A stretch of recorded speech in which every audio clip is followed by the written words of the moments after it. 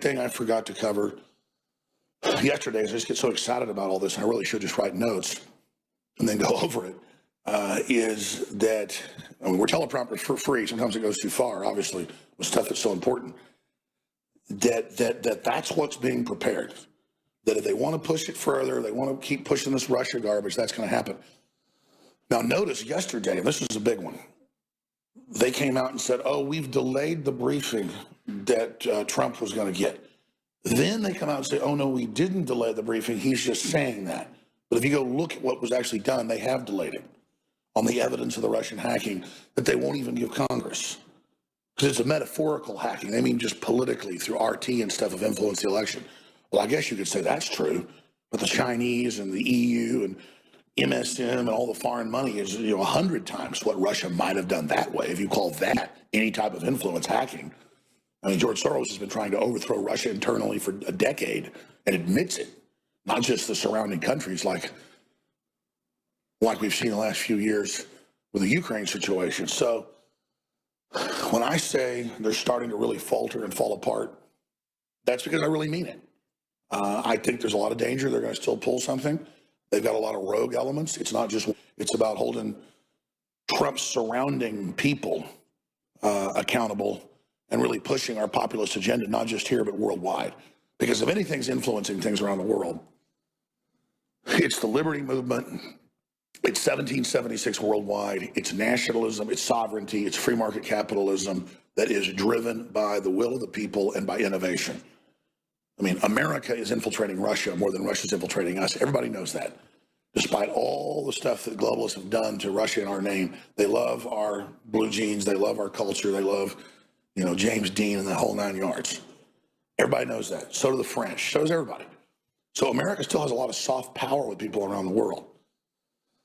We can get back to people admiring us and liking us and thinking of us as the good guys if we stop letting a bunch of blue blood East Coast globalists. I'm not bashing you to live on the East Coast. I mean, the Harvard people, the white shoe boys that Joe Salente talks about, I think they're better than everybody. We got to just say, no, you're not better than everybody, and you don't control reality, and you're not history's actors, and you're crazy, and you've wrecked the ship, and you're not in control anymore. Do you understand? You're not our gods. You're not our owners. I don't care that you have big, Coke bottle glasses and a chicken neck. Get out of the way. Move. Get out of the way. Get out of the way. You see them headlights? Huh. I mean, we are behind you. We want you out of the way. We do not want you ruling our life and being our gatekeepers anymore. Get off our backs, okay? We see you. You sue intellectual garbage. We're done. That said, we got to be very vigilant. We are way from being out of the woods, but I am seeing a lot of signs that the enemy's being demoralized. They're giving up right now, at least for now. That doesn't mean they won't try to assassinate Trump. It doesn't mean they won't try to crash a helicopter full of C4 into the inauguration. It doesn't mean they won't try to crash the economy and then blame it on Trump. They're already doing that. In fact, I don't even think I got to that clip yesterday. I think I played it once where, they've got the editor of the Washington Post saying me and Trump are going to crash the world economy when that's what Soros does all over the world. Again, they're always projecting everything they do onto us. And quite frankly, I am super honored by this. All right, folks, back to the main transmission. I'll be popping in throughout the week. I just want to say great job to the crew, great job to all you, the listeners. I mean, you really are the tip of the spear, and I just want to thank you. We have come so far together. Who would have thought 20 years ago, almost nobody knew the Federal Reserve was private. Almost nobody knew what the New World Order was. They thought we were making it up. Just look where we are now. I mean, all over the world, our brand of nationalism and of Americana and of understanding that it's the globalist crime syndicate is taking over because it's reality. Reality is trumping the fraud, the mass wave of garbage. And I salute you all. I love you all. I appreciate you all. This is an amazing time to be alive. Now back to the main transmission. There goes Alex Jones, and he'll be back with more special reports later in the show. We're going to get to Julian Assange's appearance on Fox News last night. By the way, which coincided with the birthday of Seth Rich, the murdered DNC staffer who many consider to be the source of WikiLeaks. So we're going to get to those clips here in a minute. First, I want to tell you about the 2017 Make Our Bodies Great Again initiative at InfoWarsLife.com. Again, the only reason we've been able to grow, to challenge the mainstream media, the only reason they have to come out with this whole fake news narrative is the fact that we've been so successful in reaching so many millions more people, and we couldn't do it without your support, which is why we're not ashamed of these products, because they've all got 5-star independent reviews at InfoWarsLife.com. And this is the 2017 Make Our Bodies Great Again initiative. Again, you have to feel good to have an impact when it comes to reaching out, reaching new people, not just preaching to the choir. So you have to feel good to do that. And many people have given, again, their independent reviews saying that these products help them feel a lot better. We're talking about Brain Force, 30% off still at InfoWarsLife.com. Super Male Vitality, 30% off. Secret 12, 20% off. Liver Shield, 20% off. Knockout, 20% off. The discounts go on at InfoWarsLife.com. It's time to take back your health and make your body great again in 2017. Visit InfoWarsLife.com to see all the great specials. Again, this is about helping you take back your temple and fight back against the energy drain that is this vulgar culture that we're subjected to, this establishment system that tells you constantly you're worthless, you can't have any effect whatsoever. Well, you can. We've proven it. We've grown from a tiny operation to a huge sprawling network that is really terrifying the mainstream media, which is why they attack us on a routine basis. Their audiences are dropping off. Their trust levels are through the floor. Again, we're rising, but we can only continue to do so with your support. That's not just a cliche to say that. When you get more and more employees, when you get more and more equipment, when you have to pay for more and more bandwidth, it all adds up. So we really need your support, especially at this time of year.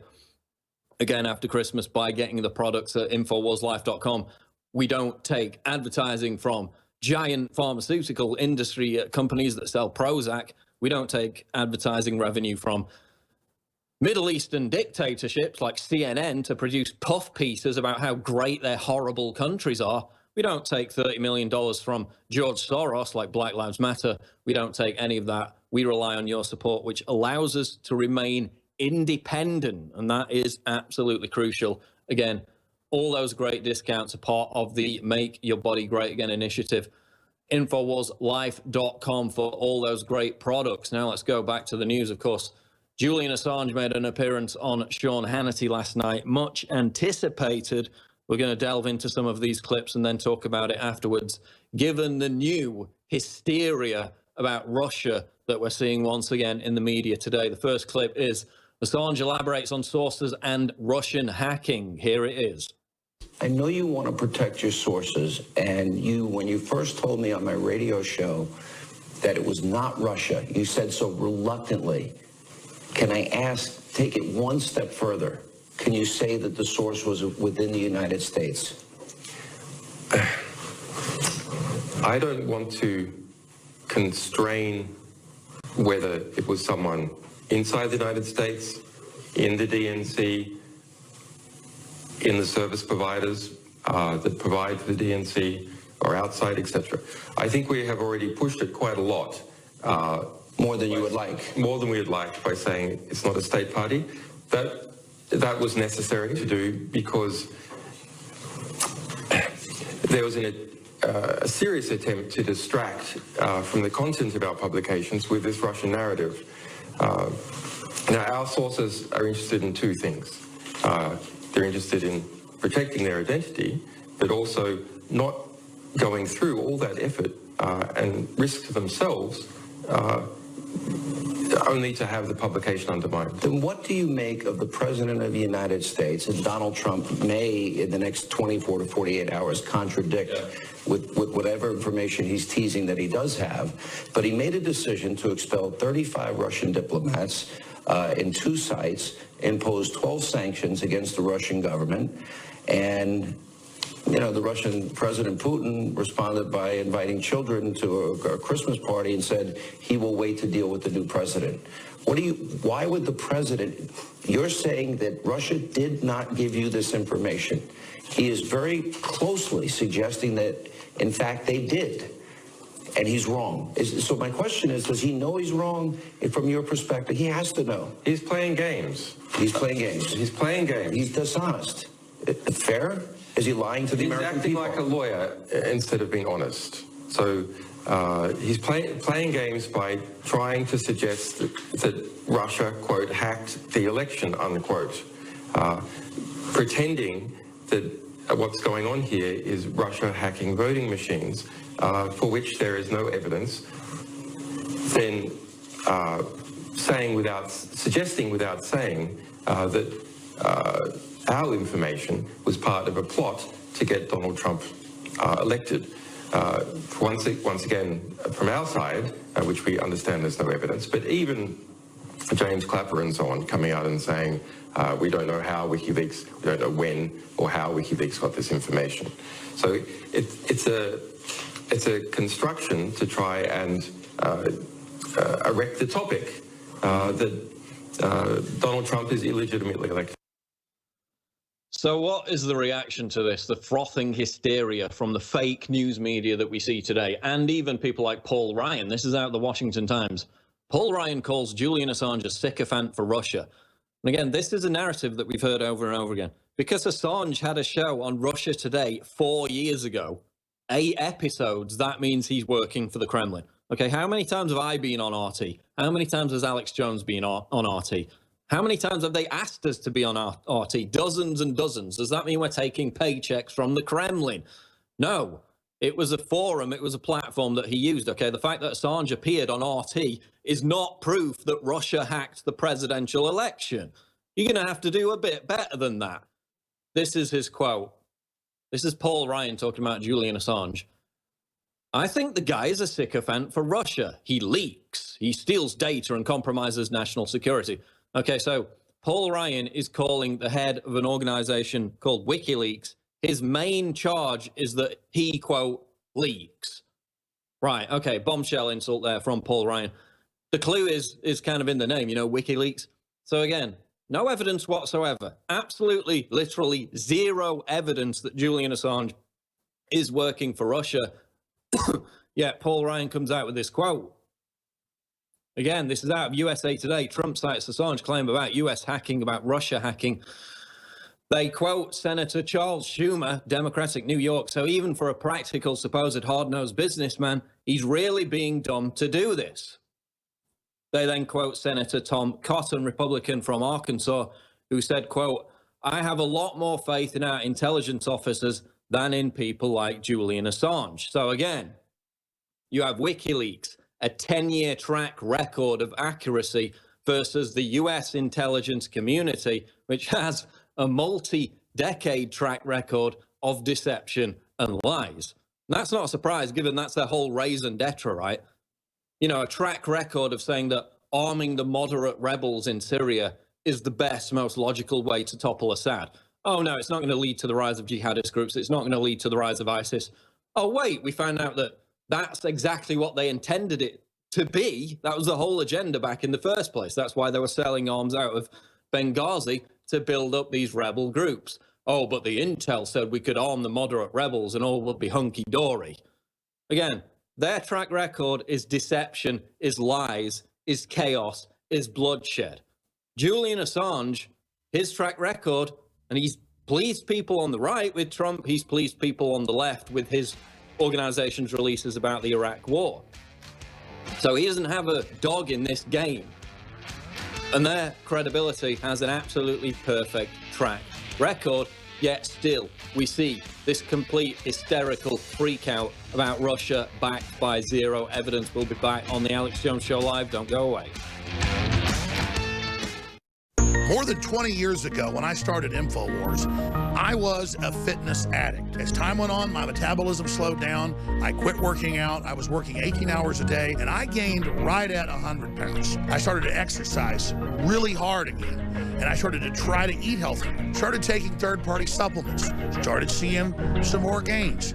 But when I started working with Dr. Group and some of the other top formulators in the country, they said, Alex, it's all about trace elements and things that the population is absolutely deficient in. Boom! Weight started pouring off. Toxins started coming out of my body. Then, by early 2016, I was in the best shape of my life since I'd been in really good shape in my 20s. But the election heated up. I started working 14, 15, 16 hours a day. But more importantly, I stopped taking supplements because we rearranged the kitchen and somebody took the Lazy Susan off the kitchen table where I took some every morning, and I just kind of forgot about it. It was out of sight, out of mind. And so then I realized this morning, I said, we're going to put the Lazy Susan back on the table, and I'm going to start taking it religiously again. And I'm going to work out like I've been the last few weeks at the same level. It's the holidays, so I'll probably eat more. And whatever the results are, I'm going to publish the findings.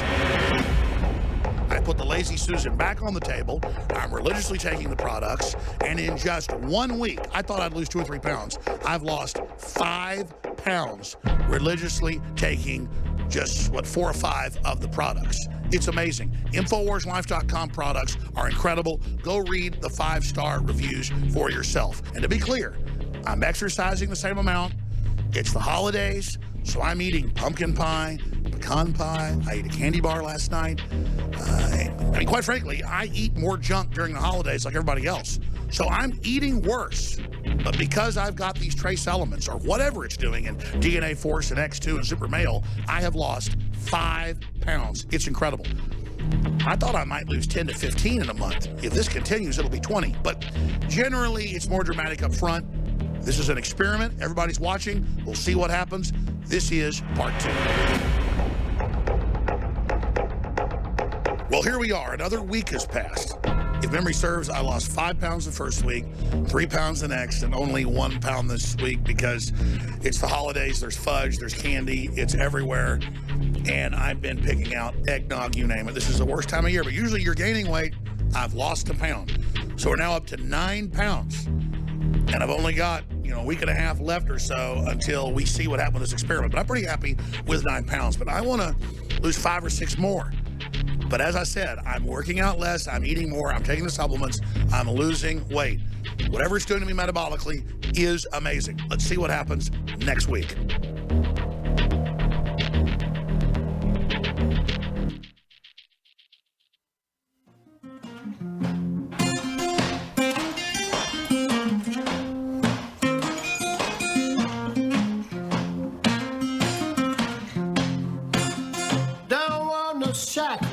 So, Speaker of the House Paul Ryan says that Julian Assange is a sycophant for Russia. Again, that claim is backed up by the same amount of evidence backing up the claim that Russia hacked the US election, i.e. 0. The pile-on against Trump, the pile-on against Assange continues by the establishment, by the mainstream media, despite them trashing their credibility once again last week with this Washington Post report that said Russia had penetrated the US electronic grid. They didn't even contact the utility companies to get a statement. Those same utility companies came out an hour and a half later, said the Washington Post story was complete BS. All the Washington Post had done is basically reprinted a press release by the Department of Homeland Security. The laptop was not connected to the utility company, the grid. It had malware on it that was on the internet anyway. No evidence that it came from Russia, yet Donald Trump's bad for believing the claims of Julian Assange over the claims of the US intel community that comes up again and again with this baseless nonsense. Let's go to the next clip. This is Assange talking about threats to his family. Very interesting clip. Here's Assange with Sean Hannity from last night's interview. I have been detained illegally without charge for 6 years in prison, under house arrest, 4.5 years in this embassy, without sunlight, lots of spies everywhere, etc. It's tough. But that's the mission that I set myself on. So I'm willing to accept that. I understand the kind of game that's being played with, big, powerful actors. They try and take revenge. Okay. It's a different thing for my family. I have young children under 10 years old. They didn't sign up for that. Okay. I'm the type of father that they have. But they didn't sign up for that. And that's not something I like. And I think that is fundamentally unjust outcome for my children. It's not a good precedent for other people to have as well. But that would be my one concern. I know what I'm doing. I'm prepared to have wear the consequences of the conflict and dealing with powerful groups and individuals. But my family is innocent in that equation. They didn't sign up for that fight. So, again, why is Assange now talking about concerns about powerful actors potentially threatening his family? That's basically what he's intimating there without saying it outright. Well, there's a person called Seth Rich who was murdered back in July, again, a DNC staffer. He was almost certainly the source of the WikiLeaks for the Podesta emails and the DNC leaks. A robbery, nothing was taken, unsolved, remains unsolved to this day. And who got appointed to be the spokesman for the family immediately after his murder? Well, it was somebody with deep connections to the DNC. What was the first thing they said? This has no connection to the DNC leaks. Again, they got out of that story ahead of time. That is why Assange is communicating the fact he's concerned about threats towards his family. Remember, WikiLeaks offered $20,000 for information leading to the capture of Seth Rich's killer. Several other people offered large cash sums as well. In fact, I think he's up to about almost $200,000 on the table for information leading to the capture of Seth Rich's killer. So that's why Assange is going on record saying that he's now concerned for his safety. Because again, in this interview, he intimated that not Russia, not a state actor, but Seth Rich and other people connected to him within the DNC structure were responsible for the leaks. Now he feels threatened that he could be, again, under attack from the same forces. We'll be back on the Alex Jones Show live, Infowars.com. Don't go away. You are listening to GCN. Visit GCNlive.com today. The Huffington Post says Donald Trump is unfit to be president, and they've thought of a way to begin the impeachment of Trump right now before the inauguration. In an article titled "Impeaching Trump, the Process Begins Now," Huffington Post contributor Robert Kurtner says President-elect Donald Trump is far more of a menace to society than even Richard Nixon. Whoa. And he expects Trump will immediately break the law and violate the Constitution. Therefore, the Huffington Post is calling for a citizens' impeachment inquiry to begin the first day Trump steps into office. The idea is to keep daily records of Trump's high crimes and misdemeanors, including evidence they collect of his treasonous alliance with Vladimir Putin. More desperation from the lunatics on the far left. You can learn more right now at Infowars.com. Leading a frontal assault on the lies of the New World Order, it's Alex Jones.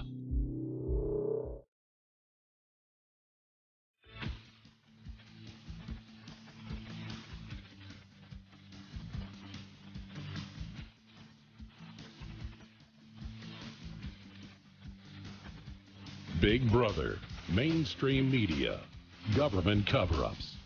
You want to stop tyranny? Well, so does he. Live from the Infowars.com studios, it's Alex Jones. Julian Assange speaking about powerful forces that have threatened his family during an interview with Sean Hannity yesterday. This is what RT is reporting today. WikiLeaks offers $20,000 reward to prevent Obama government destroying U.S. history. WikiLeaks is offering a $20,000 reward for information relating to any destruction of records by a member of the Obama administration. However, it has not made any specific allegations that the administration inappropriately eradicated material. So again, they're asking for information leading to the arrest or exposure of any Obama admin agent destroying significant records. WikiLeaks is not done with revelations as it pertains to the Obama administration, if this story is anything to go by. And it's unsurprising that he's making enemies, again, while the mainstream media remains transfixed with the biggest conspiracy theory in years that Russia hacked the US presidential election, for which there's no evidence. Remember, they had the poll, it was a couple of weeks ago now. They asked Hillary Clinton supporters if they believed these claims, not only that Russia influenced the US presidential election, but that Russia directly hacked the voting machines. 50% of respondents, 50% of Hillary Clinton supporters thought that Russia had actually hacked the voting machines. That's how fundamentally misled they were. Let's go to the third Assange clip. This is Assange talking about media collusion. Here's the clip. That was bogus. But there's another side of this, which is, I think, pretty fascinating, and that is that Hillary Rodham Clinton had a private server at a mom-and-pop shop in a bathroom closet that I would argue, and other lawyers would make arguments that it was illegal for her to have. From what we understand, the Podesta emails were hacked through a phishing scheme where it said, click on this, give us your information, and he did so. So we made it. Well, there's a number of hacks to the DNC and Podesta based on the publicly available information. This is not something coming from our sources. We published, as part of our policy of full disclosure, not interfering with the material, we published the several Podesta emails, which shows Podesta responding to a phishing email. Now, how did they respond? Podesta gave out that his password was the word password. His own staff said, this email that you've received, this is totally legitimate. So this is something a 14-year-old kid could have hacked based on that. So again, the media has this whole narrative about these sophisticated, dark Russian actors hacking with expert knowledge the US presidential election. It was literally John Podesta. They sent him a fake email pretending to be a company, email service provider that he's affiliated with, telling him that he needed to change his password, asking him for his password. His password was the word password. These are the people who are about to be in charge of the US government, and his password for his email account is password. Not only that, he then asked other members of the Clinton campaign if this was a legitimate email, if he should respond to this or if it's posed a threat. And they all said, no, this is perfectly legitimate. You can respond to this. That's how they got his password. It wasn't Russian hackers. It could have been anyone. There was no need to hack. He gave them his password, which was password. Again, that is a detail rarely brought up by the media while they hysterically obsess about fake news stories about Russian hackers hacking the electronic grid that just aren't true. Complete nonsense. Again, this whole Russian hacking narrative has taken the focus away from the fact that the information in the Podesta emails in the DNC leaks was accurate information relevant to the American voter right before the election. That's what they don't tell you. We'll be back on the Alex Jones Show. Stay tuned. WikiLeaks founder Julian Assange suggests powerful actors are taking revenge by targeting his family. During his interview with Sean Hannity, Assange acknowledged that he signed up for the game that's being played, but his family, including his young children under 10 years old, didn't sign up for that mission, suggesting powerful actors would take revenge by targeting his family. Assange once again reiterated that WikiLeaks' source for the DNC and John Podesta documents was not Russia or any state actor. Although he refused to name sources, Assange has indicated on more than one previous occasion that murdered DNC staffer Seth Rich was the source for the DNC leaks. Rich was mysteriously murdered on July 10th in a case that remains unsolved. WikiLeaks subsequently offered $20,000 for information leading to the capture of his killer. Could Assange's concerns over what happened to Seth Rich be the reason why he is now putting his fears for his family on the record? Leanne McAdoo for Infowars.com.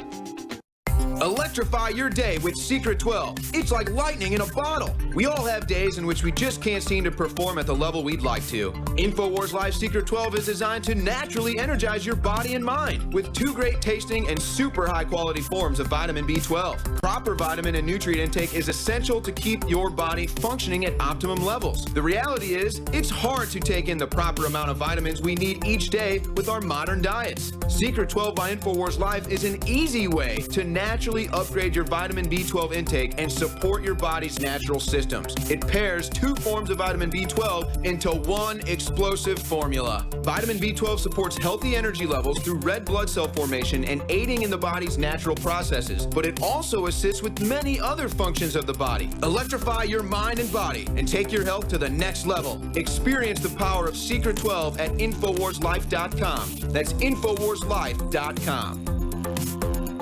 Alex Jones here to tell you about how you can help spread liberty worldwide while also enjoying what I have found to be the best tasting 100% organic coffee on the planet. For more than a decade, my favorite coffee has come from the high mountains of southern Mexico, where the Chiapas farmers grow their unique shade-grown Arabica beans. We have now managed to secure these sought-after beans in a highly customized blend. Discover and try a bag of the Patriot Blend 100% organic coffee at InfoWarsLife.com. This coffee gives you a long, smooth pick-me-up for hours without the headaches and heartburn that so many other coffees give me personally. Hands down, this is my favorite coffee, and it's taken us years to secure connections directly to the Chiapas Mexican farmers. Drop by the site today, order a bag or two, and I don't think you're going to be disappointed. Available in original or with our immune support infusion blend. You will be supporting a free press, all the while enjoying a truly great-tasting cup of my favorite coffee. Available at InfoWarsLife.com.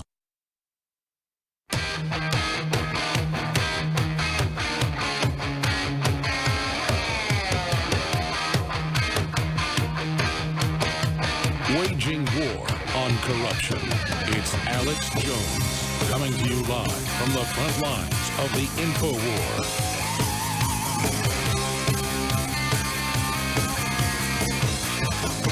We're live in the second hour of this January 4th edition of the Alex Jones Show. I'm Paul Joseph Watson in for Alex Jones, who will be back later on in the show with some more rants. But for the moment, we're going to go to our guest. He is Jason Kessler, journalist and author. The website is jasonkessler.net. And he's been in the news recently. You probably didn't see this. This didn't make many national headlines, but it was a big story locally for reasons that we're going to dive into right now. Jason, welcome to the show. Yeah, I don't have Jason's audio there. If you can fix that. All right. All right, let's get straight to it then, Jason. Break it down for us. Who is Wes Bellamy? What did he say? You know, take it from the beginning. And how did it lead you to spearheading this movement against him? Okay, so basically, I usually don't pay very much attention to local politics. I like national politics and big issues. But there's this vice mayor of Charlottesville, where I live, who is just totally obnoxious, Black Lives Matter racist. Everything he does is race, race, race. He never is working on fixing roads or water purity, anything like that. What he does is he's trying to spend $700,000 to move this Robert E. Lee Confederate statue from the park downtown. He has also been in the news for boycotting a UVA lecturer named Doug Muir, who put a Facebook post where he said Black Lives Matter is racist. And this guy went crazy, and he boycotted the guy's restaurant and so forth. So I thought, well, let me look into Wes Bellamy's social media and see what he has to say. And I went onto his Twitter and I searched some keywords. I searched white, I searched black. He had so many nasty things to say. Like he said, white women are the devil. He said he hates black people who talk white. He said, my favorite thing about being down south is seeing the look on the faces of little white men when they have to look up to a black man. He also said, it ain't rape if she moans, talking about having sex with a sleeping woman. He's just ridiculous. But despite these far left city councilors being so against Trump for things he said, which were not nearly as bad, they won't even condemn what he said, and the media is trying to cover it up. So you discovered these tweets, and again, we showed some of them there in the article. We're putting them up on screen now. Absolutely vile, vulgar tweets. This guy is a vice mayor. You draw attention to this. I guess the media picks it up. Tell us what happened between that moment and then when you got to the meeting, which was in the headlines a few weeks ago. Well, here's an interesting tidbit that the local media and even the national media did not cover. This guy went to the White House the very day after this story broke. I broke this story on Thanksgiving. The day after Thanksgiving, he was at the White House. No one knows why he was there, but this is sort of one of these chosen ones of Barack Obama and Black Lives Matter, and they had a powwow to try and see how they were going to deal with it. Thankfully, the Virginia legislature is Republican controlled, so they put some pressure on the legislator. This guy was actually one of 9 people hand selected to be on the Virginia Board of Education. This guy is a black supremacist. He hates white people. He's down with this George Ciccariello's decolonization theories, and he was one of only 9 people deciding what goes in textbooks for the entire state of Virginia. So we got him to step down from there. Then all these people came forward trying to look at what I had written. Obviously, they were going to do that. I don't have anything where I'm using slurs against people or whatever, but I have talked about, I like going on 4chan. You know, I've talked about the alt-right, before the alt-right was basically shanghaied by this whole Atlantic and Richard Spencer thing. So they started calling me, oh, you're a alt-right, racist, Nazi. They went crazy, and there was basically a mob for me at the next city council meeting when I came to speak. So this guy had put out these tweets. The controversy was about him. He should be the one at least apologizing. Other people should be disavowing him. And yet the exact opposite happened. All the BLM activists, which you would expect, rallied around him. Again, you said the mob turned out in hatred against you. And then at this meeting, didn't these councillors support him by at first claiming that his account had been hacked and these tweets weren't even real? Yeah, they did that. They put out false statements. I mean, these city councilors are so far left-wing, and I'm telling you, there is a cabal of very powerful left-wing people here in Charlottesville that are connected to the national DNC, and they are putting forward a lot of things like the UVA rape hoax happen here. Somebody was telling Sabrina Erdely, come here, you can do your fake rape story here. Kazir Khan lives here, and somebody is pushing these people to the national media. So you have some very powerful connected people who are very upset about losing the election, losing to Trump in a big way, and they doubled down. They said, we're not even going to condemn what he said. Only the mayor said something slightly off about that. And I can tell you, we need to make this a national issue. We need to make sure that any of these people that are supporting this kind of anti-white racism, that we cannot allow these double standards to happen. These people should not have careers anymore if they are going to stand behind somebody like this. And it's this whole double standard. If you had a conservative vice mayor, a councillor, or anyone who had gone on Twitter, who had spouted racism, you know, said he hated black people, talked about raping women.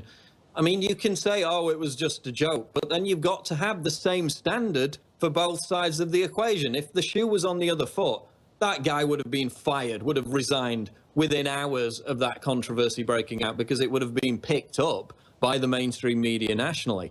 So what happened at the council meeting? Basically, as far as I understand it, he was forced to give some kind of meek apology, and that was basically it, correct?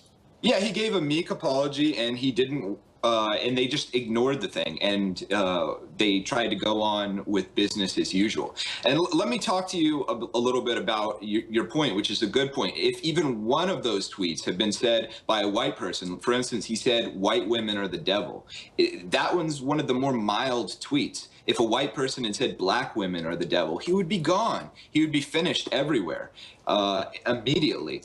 And that is why this struggle is so important, and why this is not just a local thing to do with, you know, this vice mayor who has visited the White House and so forth. This is about changing attitudes and changing perceptions, because I'm fighting against a media that does not want to talk about racism against white people, but I am forcing the issue. He will not step down. These people are trying to keep it so that he does not step down, but there is a legal process through which you get a certain number of signatures, and there is a recall. And I am in touch with some national people. And I want to make this a big story. If these people think it's acceptable for this guy to stay after he has said the hateful things he's had to say about white people, no. And I'm going to make a national example out of him. And it goes back to anyone invoking supporting Black Lives Matter who is in a position of government. You have to ask serious questions about them. This is an organization that was literally their ideological inspiration, Assata Shakur, the ideological inspiration of Black Lives Matter, the name who they shout at every single rally. She is a convicted cop killer in exile on the FBI's most wanted domestic terrorist list. That is the ideological guru of Black Lives Matter.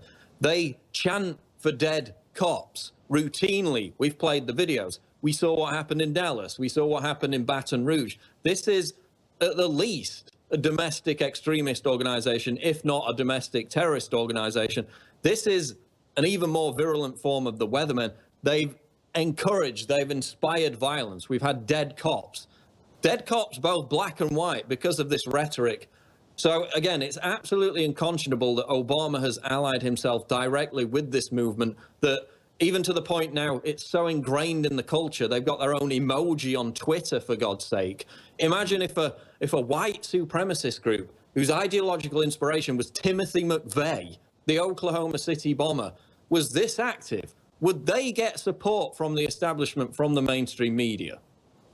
Absolutely not. And I think that we have a golden opportunity here with this Wes Bellamy guy, because he was dumb enough to say what he actually thought on Twitter. And don't kid yourself, all these Black Lives Matter people, they hate white people. They are a supremacist ideology.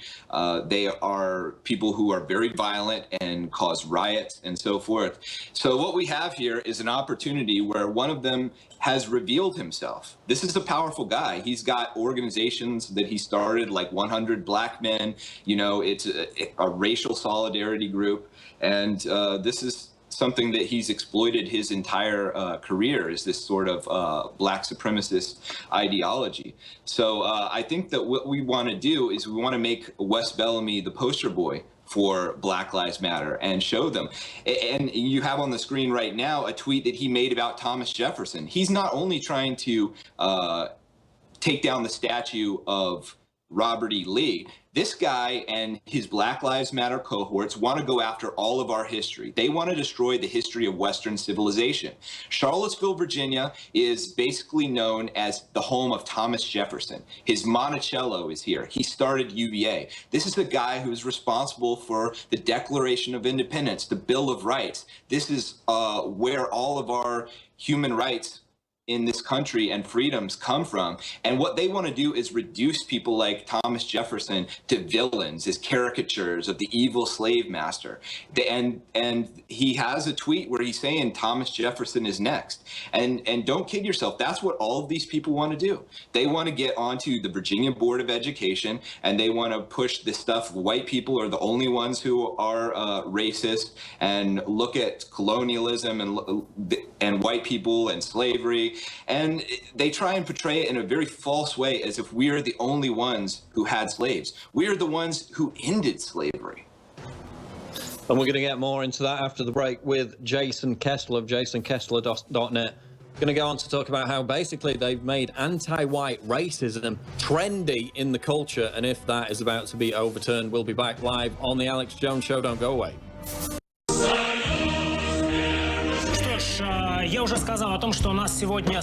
We have a special program today because in a few moments we are joined by a legendary American journalist, Alex Jones. But before that, let's see this short piece about our today's special guest, Alex Jones. Mainstream media, the fourth estate, is molding us today. We form our worldview, our perception of reality, depending on how the mainstream media presents the information to us. In the Western world, the dictatorship of the liberal paradigm is all too obvious when it comes to the media, but it's become especially brazen during the US presidential race. All the big media moguls openly supported the war criminal Hillary Clinton. Round the clock, with the help of lies, distortions, and fake polls, they praised her political platform and assured of her inevitable win. Meanwhile, all the front pages of every other publication portrayed Trump as a loser, intentionally exaggerating his supposed dark past. His words taken out of context and repeated over and over on all media outlets. On November 8th, the main Western media operations had already prepared their November 9 issue with Hillary's portrait on the cover and headline, Madam President. And television programs have prepared reports praising the lady kingpin of the world financial elites. But something went wrong, and all the pre-scripted news packages turned a complete fiasco. They put everything on the line and failed miserably. The predetermined Clinton win has suffered a death blow. The numbers spoke for themselves. Trump won. No one in the U.S. mainstream media believed or wanted to believe in Trump. No one except for those in the scientific polls, Los Angeles Times, and one dynamic, highly passionate, energetic, and unrelenting journalist and documentary producer, Alex Jones, the director and editor-in-chief of InfoWars News. It is this journalist who had the courage to show the truth of what is really going on in the United States. For many years, he has been fighting the false narratives of the mainstream media information. He has exposed the globalist liberal ideology prevailing in a totalitarian style on the modern Western media front. He reported on the financial elites, their stakes and strategies during the election. Alex Jones believes that behind all the world's media outlets, there's an ideological liberal agenda which aims at building a unipolar empire. This world government manipulates all the prominent media systems for the sake of their own personal interests. He was all but ostracized for continually exposing the war crimes of Hillary Clinton. They avoided mentioning his name, and his website suffered repeated denial-of-service attacks. But they couldn't stop him. His videos continue to gather hundreds of thousands of views. Infowars.com was practically the only resource where the elections were covered thoroughly and objectively. They didn't cut their live feeds when someone voiced criticism toward the FBI, and they discussed the WikiLeaks dumps. Infowars has built itself to serve the interests of the American people. This media organization showed its independence from the world financial elites. It showed its sovereignty from the globalist owners. And today, when all the mainstream liberal media have utterly been discredited, revealing themselves as puppets, Infowars, along with the new independent media outlets, are becoming powerful forces in the new era and paradigm which ushered Donald Trump. Look, I'm not going to sit here and say, see, I told you so, that communist Chinese-style net censorship was coming to the web, because it's already here. It's being announced. The way you keep the internet open and free is you get involved more than ever. Go to Infowars.com/app. A new battleship in the fight. Infowars Live, available right now. We're looking for a crew to man it. You going to sit down and play games and be a trendy? Or are you going to be part of history? Don't sit by and let the internet and free speech be stolen from you. Take action.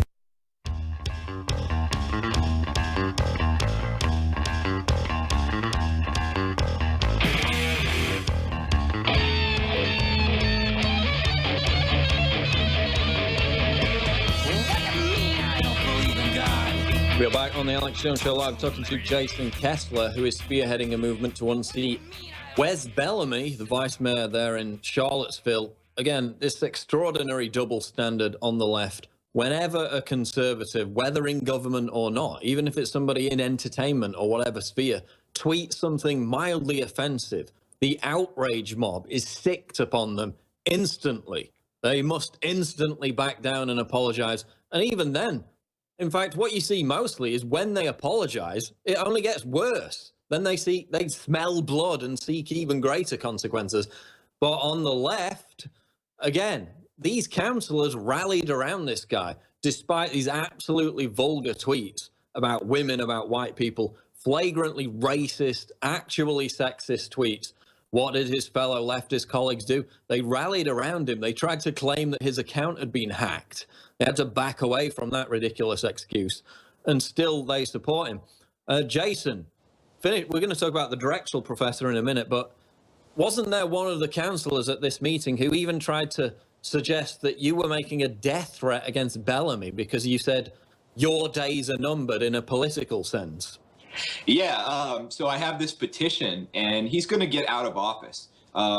This is the tide of history, and the tide of history is so far been to allow this racism against white people and to allow this double standard. I'm swimming upstream, but I'm going to get to the end point, which is to take this guy to court and to have a trial to say this guy has said things that are discriminatory against white people. He is unacceptable. And he's also shown a pattern of discriminatory behavior in the way that he's tried to attack this Confederate statue of Robert E. Lee, which is of ethnic significance to Southern white people. He has attacked this UVA lecturer, Doug Muir. And I'd like to just bring up Doug Muir again for a second. When you talk about this double standard, what Doug Muir said, and I think you guys have an image of that tweet as well, he was joking with somebody. He is a conservative guy who happens to work at UVA, and he was having a banter with the guy who was saying, oh, I'm not going to go to the Trump winery because Trump is like Hitler.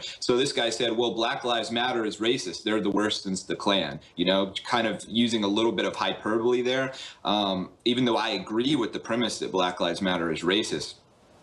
And this story made international headlines. He had to take a leave from his job. He received death threats. His children and his wife received death threats. He was forced to apologize to keep his job. It was reported as far as the Daily Mail in the UK. And what happened was this West Bellamy guy called for a boycott on his restaurant just for a political opinion about Black Lives Matter. And so when this guy is revealed for much worse things. Doug Muir was voicing a political opinion, which always has to be protected speech. It's totally acceptable to criticize Black Lives Matter. But when you have a public leader who is saying, I hate seeing white people around town. I don't listen to white people at community meetings. White women are the devil. White women smell like assault charges in deli meat. This is a guy who has just said things that are too discriminatory and a bias that shows he should not have power over other people. Now let's move on to this other story, which is obviously connected. George Moore, this professor at Drexel, tweeted, all I want for Christmas is white genocide. Again, you can't have it both ways. If you want to get completely outraged and call for people to be fired on the right for making jokes, then the same standard has to apply for you. The university came out, you know, initially they said, this is, quote, utterly reprehensible. It doesn't represent our values. But then when he came back at them and claimed free speech, they backed off and issued this watered down statement basically saying, oh, he was misunderstood. He's still in a job. I mean, Jason, what do you think would happen if a conservative professor had called for the mass genocide of black people? Would he still be in a job right now? Of course, they'd be fired right away. And that's not the kind of thing that should be permissible according to academic freedom. Academic freedom should be given a wide leash because obviously we need to have a free exchange of ideas and free speech is a very sacred thing. But when you're talking about the mass genocide of a people and calling for that, that's over the line. I mean, what's the difference between this guy and bringing over, you know, Khalid Sheikh Mohammed or somebody to talk about the benefits of jihad? And this guy had a history of making these tweets. He also said, abolish the white race. He said the massacre of whites, where they were basically completely murdered and massacred in Haiti, was a good thing indeed. He said that whites are a pig majority. This is the kind of thing where somebody has, these are not just political opinions. These are hateful, racist biases, and he should hold that thought. Jason Kessler will be back after this break. Infowars.com. We're on the march. The empire's on the run. Alex Jones and the GCN Radio Network. I'm going to lay it out short and sweet. I got so dedicated to fighting the globalists and their program for world government that I stopped working out. I was a total fitness nut 20 years ago. About 15 years ago, I just stopped working out. I gained close to 100 pounds. I have lost 50, 60 pounds of fat or more. I've gained 20 pounds of muscle. I'm stronger than I was when I was 22, when I could bench press close to 400 pounds and squat 600. It's actually scary. And it's because I take products that our researchers developed that block the estrogen mimickers that basically feminize men. We've produced these products with top scientists and researchers like Dr. Group to help you counteract the globalist onslaught and at the same time support InfoWars in our fight to promote human liberty and freedom. WikiLeaks founder Julian Assange suggests powerful actors are taking revenge by targeting his family. During his interview with Sean Hannity, Assange acknowledged that he signed up for the game that's being played, but his family, including his young children under 10 years old, didn't sign up for that mission, suggesting powerful actors would take revenge by targeting his family. Assange once again reiterated that WikiLeaks' source for the DNC and John Podesta documents was not Russia or any state actor. Although he refused to name sources, Assange has indicated on more than one previous occasion that murdered DNC staffer Seth Rich was the source for the DNC leaks. Rich was mysteriously murdered on July 10th in a case that remains unsolved. WikiLeaks subsequently offered $20,000 for information leading to the capture of his killer. Could Assange's concerns over what happened to Seth Rich be the reason why he is now putting his fears for his family on the record? Leanne McAdoo for Infowars.com. Dr. Group, you developed Living Defense for us. It took you over a year to do it. Why is this so good? Because people are actually waking up to the problem that pretty much scares me the most. I mean, I try to make sure that I don't put toxins from food and water and beverages in my system. But right now, we're dealing with massive parasites, which is anything that's harmful to your body that lives off a host mechanism. Right now, with all the refugees, spreading disease around. We have biological warfare going on everywhere. These are all parasites. Tell us about all the stuff that said there's so many things that are in it. You have the neem in there. You have the organic clove bud, the organic wormwood. I recommend doing a parasite cleanse at least twice a year. All right, well, I'm glad we've got some back in because I'm going back on it today. It just came back in yesterday. Living Defense, InfoWarsLife.com. And folks, you can't lose. It's full of stuff that's great for your body, period. And you support the broadcast, InfoWarsLife.com. Thank you, Dr. Group from the Global Healing Center. Thank you so much for all your work, sir, on this great product. We are on the march. The empire is on the run. Alex Jones and the GCN Radio Network. We're living on the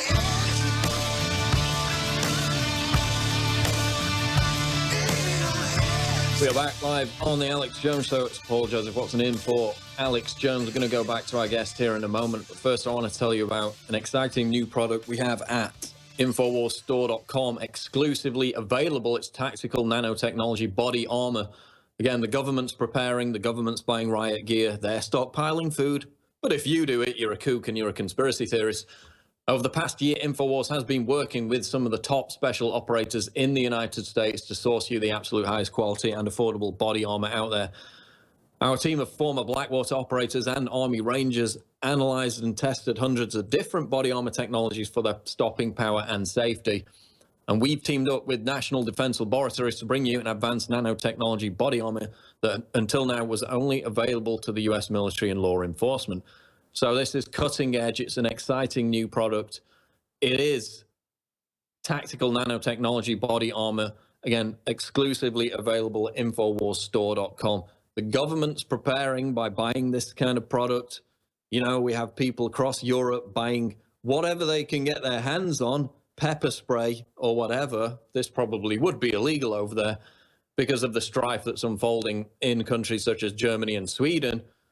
This is only sensible that you do the same by getting this exciting new product at InfoWarsStore.com. And of course, it supports this operation as we expand, as we fight the mainstream media on a higher level every single day. We're going to go back to our guest, though, who is Jason Kessler. We're talking about anti-white racism, which has basically become the last acceptable form of racism in the West.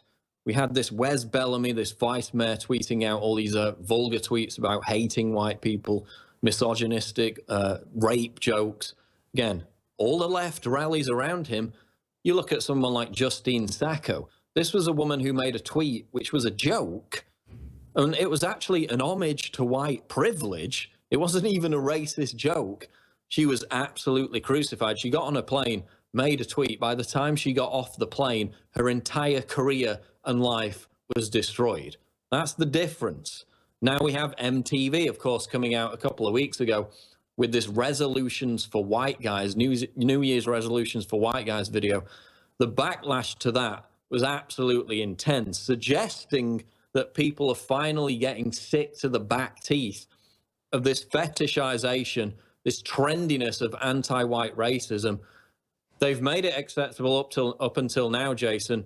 This is emboldening both black and white supremacists. This is the effect it has.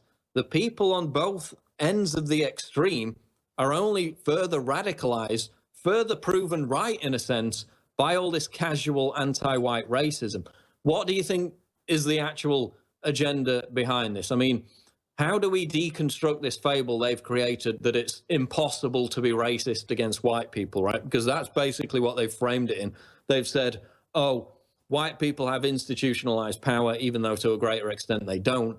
And yet they're using the entire culture, setting it against white people and saying that white people have all the power, therefore it's acceptable to be racist against them. How do we deconstruct that fable? I think we have to fight back against it. There's a tendency on the right when people are racist towards white people, we just let it go. Because there's a certain amount of these limousine liberal white people who do not interact with minorities, really. They live in gated communities, and they only see minorities as a charity project. And they do have what you could call a privilege. And they think all white people are so privileged and whatever, so they let this slide. So there's a smaller number of people who do not have this kind of privilege that they're talking about, and they need to speak up. You have to make examples out of people like the Wes Bellamy's and the George Chicariello Mars of the world. You have to take them to court over things, and you have to make them feel the pain, because they have made our side feel the pain for things that are not even remotely worth doing that. And I'm not saying you should just go after anybody. Like what happened with Justine Zacco, she was making a joke, and you're right, she was making a joke about white people having some kind of special place in the world that they wouldn't get AIDS or whatever.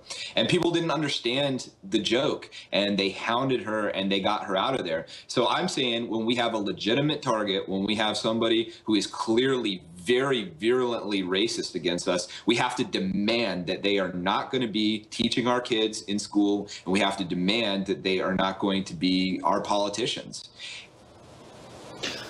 And again, the heart of it is this attempt by the establishment to force feed us diversity. I mean, one example that I came across the other day, oh, and by the way, back to your point about people living in white privilege bubbles, there was a video recently where they went out and asked white people, you know, if black people should get all this help, all these subsidies with things like using the internet, using their cell phones. What that video exposed was the bigotry of low expectations.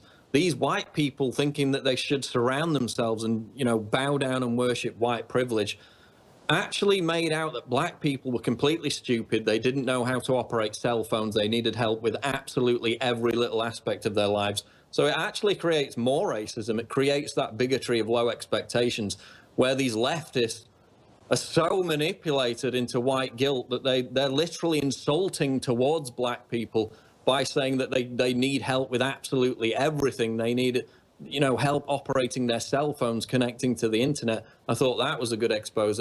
But we've also got this attempt to force feed us diversity. I'll give you an example.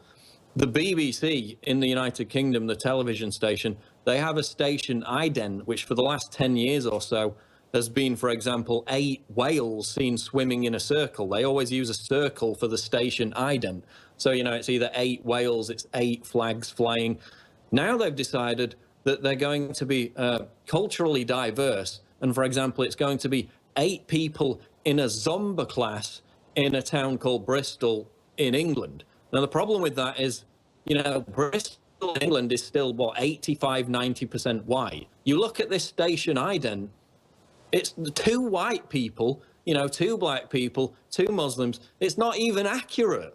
I mean, how can you enforce this idea of diversity when it's not even accurate? The other point is, you know, it's fundamentally anti-egalitarian. You have the BAFTAs, again, which is the British version of the Oscars. They announced recently that they would bar films that failed to be, quote, diverse from winning an award, meaning that, you know, if there has to be a non-white character as either the protagonist or the antagonist in every single movie. So again, this is even at the expense of historical accuracy. How are you going to make a film set in a country in the past in which no black people lived, yet still include black actors in the number one and the number two roles? It's fundamentally anti-egalitarian. I would say it's misguided virtue signaling. Instead of awarding people the best roles, regardless of gender, regardless of race, which is the true non-racist stance, they're enforcing this diversity. I mean, do you just see it as misguided virtue signaling by the left, or is there something deeper? Is this about political power? Like you, I ultimately want egalitarianism. I want people to be chosen for things based on their merit rather than their race. Unfortunately, I think that this identity politics is a genie that once out of the bottle is never going to go back. The only way you're going to have equal treatment is to have white people stand up for themselves in the same way that black people stand up for themselves or other groups stand up for themselves. And not in a hateful way. I think that smears the movement, but you have to have people to advocate. White people are going to be a minority in some of these countries, like in the United States, perhaps. We have to be able to play that game to some extent. As far as the hiring of actors, you see that in commercials a lot of times too, where if you have 70% of the population is white, there'll be like one white guy and then, you know, a Muslim and a black person and so on and so forth. It's not representative of the population. And that's on purpose, because for about 30 or 40 years, you've had race-based solidarity groups like the NAACP. You've had race pimps like Al Sharpton suing these companies. So if Macy's puts out a commercial, you know, and their customer base is like 90% white, let's say, and so they put 90% white people in their commercial, well, the black groups will get upset and they will sue these people, and they've just it's like a pain reaction. If you react to a stimulus, they've created so much pain in these companies for not giving hiring preferences based on race that they just do it automatically. It's created complete derangement. As he said, people are completely reactionary. They hook on to the latest little bit of outrage. And to be fair, I would say on Twitter, on some social media platforms, it's lessened in intensity over the past couple of years, now that we've drawn attention to it, now that people are starting to understand how this outrage culture works, you know, what virtue signaling is. Social justice warriors, just that term has become a massive pejorative over the past couple of years. So we are kind of fighting this back a little bit. You wrote in the tweet exchange we had, though, that the Trump movement needs to realize that they're missing a golden opportunity to finish off some leftists while they're still in a state of panic. We have this Trump derangement syndrome. We have leftists across the board faking hate crimes. Almost every day I see a new story about how they hoaxed a hate crime to try and frame Trump supporters. They did it themselves. Expand on your comment. How do we exploit this opportunity with leftists in this state of panic right now? Yeah, it's really interesting. I mean, a lot of people who follow the major accounts on Twitter can see that there's been a lot of feuding lately amongst the Trump coalition, particularly what I guess you could refer to as the meme coalition. And I think that it's really misguided. I think that trying to fracture Trump's coalition right before he takes office is just going to make it harder for us to do things like immigration enforcement, building the wall, and so forth. And there are actually real enemies still out there. You know, there are still the Sean Kings of the world. There are still the Black Lives Matter. This George Chicariello guy is just getting away with advocating for white genocide because people are not working in a way that winners work. I start to think some of these people may be afraid of winning. Like they don't, they get the taste of it and they don't quite have the killer instinct. You got to go back after the leftists. Don't start attacking people on the right. I think some of it is just the disbelief that they actually won, that Trump got into office. Now they think that, you know, it's somehow too good to be true. It's like, you know, on the conspiracy theorist side, they think, oh, well, Trump must be controlled by someone, right? Now he must be part of the elite that they let him become president. Well, no, we won. We have to accept that we won.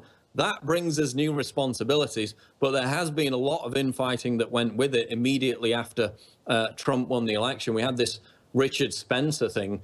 You mentioned it earlier without getting too far down into the weeds. That's what the media loves, right? They love to create these divisions. They love to exploit them, because before that, it was quite a unified force, to say the least. I think they glom onto these personalities like Richard Spencer, who are in it for the ego. They don't care about damaging the movement. They don't care about making other people look stupid, guilt by association. The media loves it. They invite the mainstream media in. I mean, I don't even give mainstream media interviews. I will go on shows. I will go on Stefan Molyneux's show. If the BBC wants me on, I just say no, because I know their game by now, and I don't need their audience. I've got my own platform.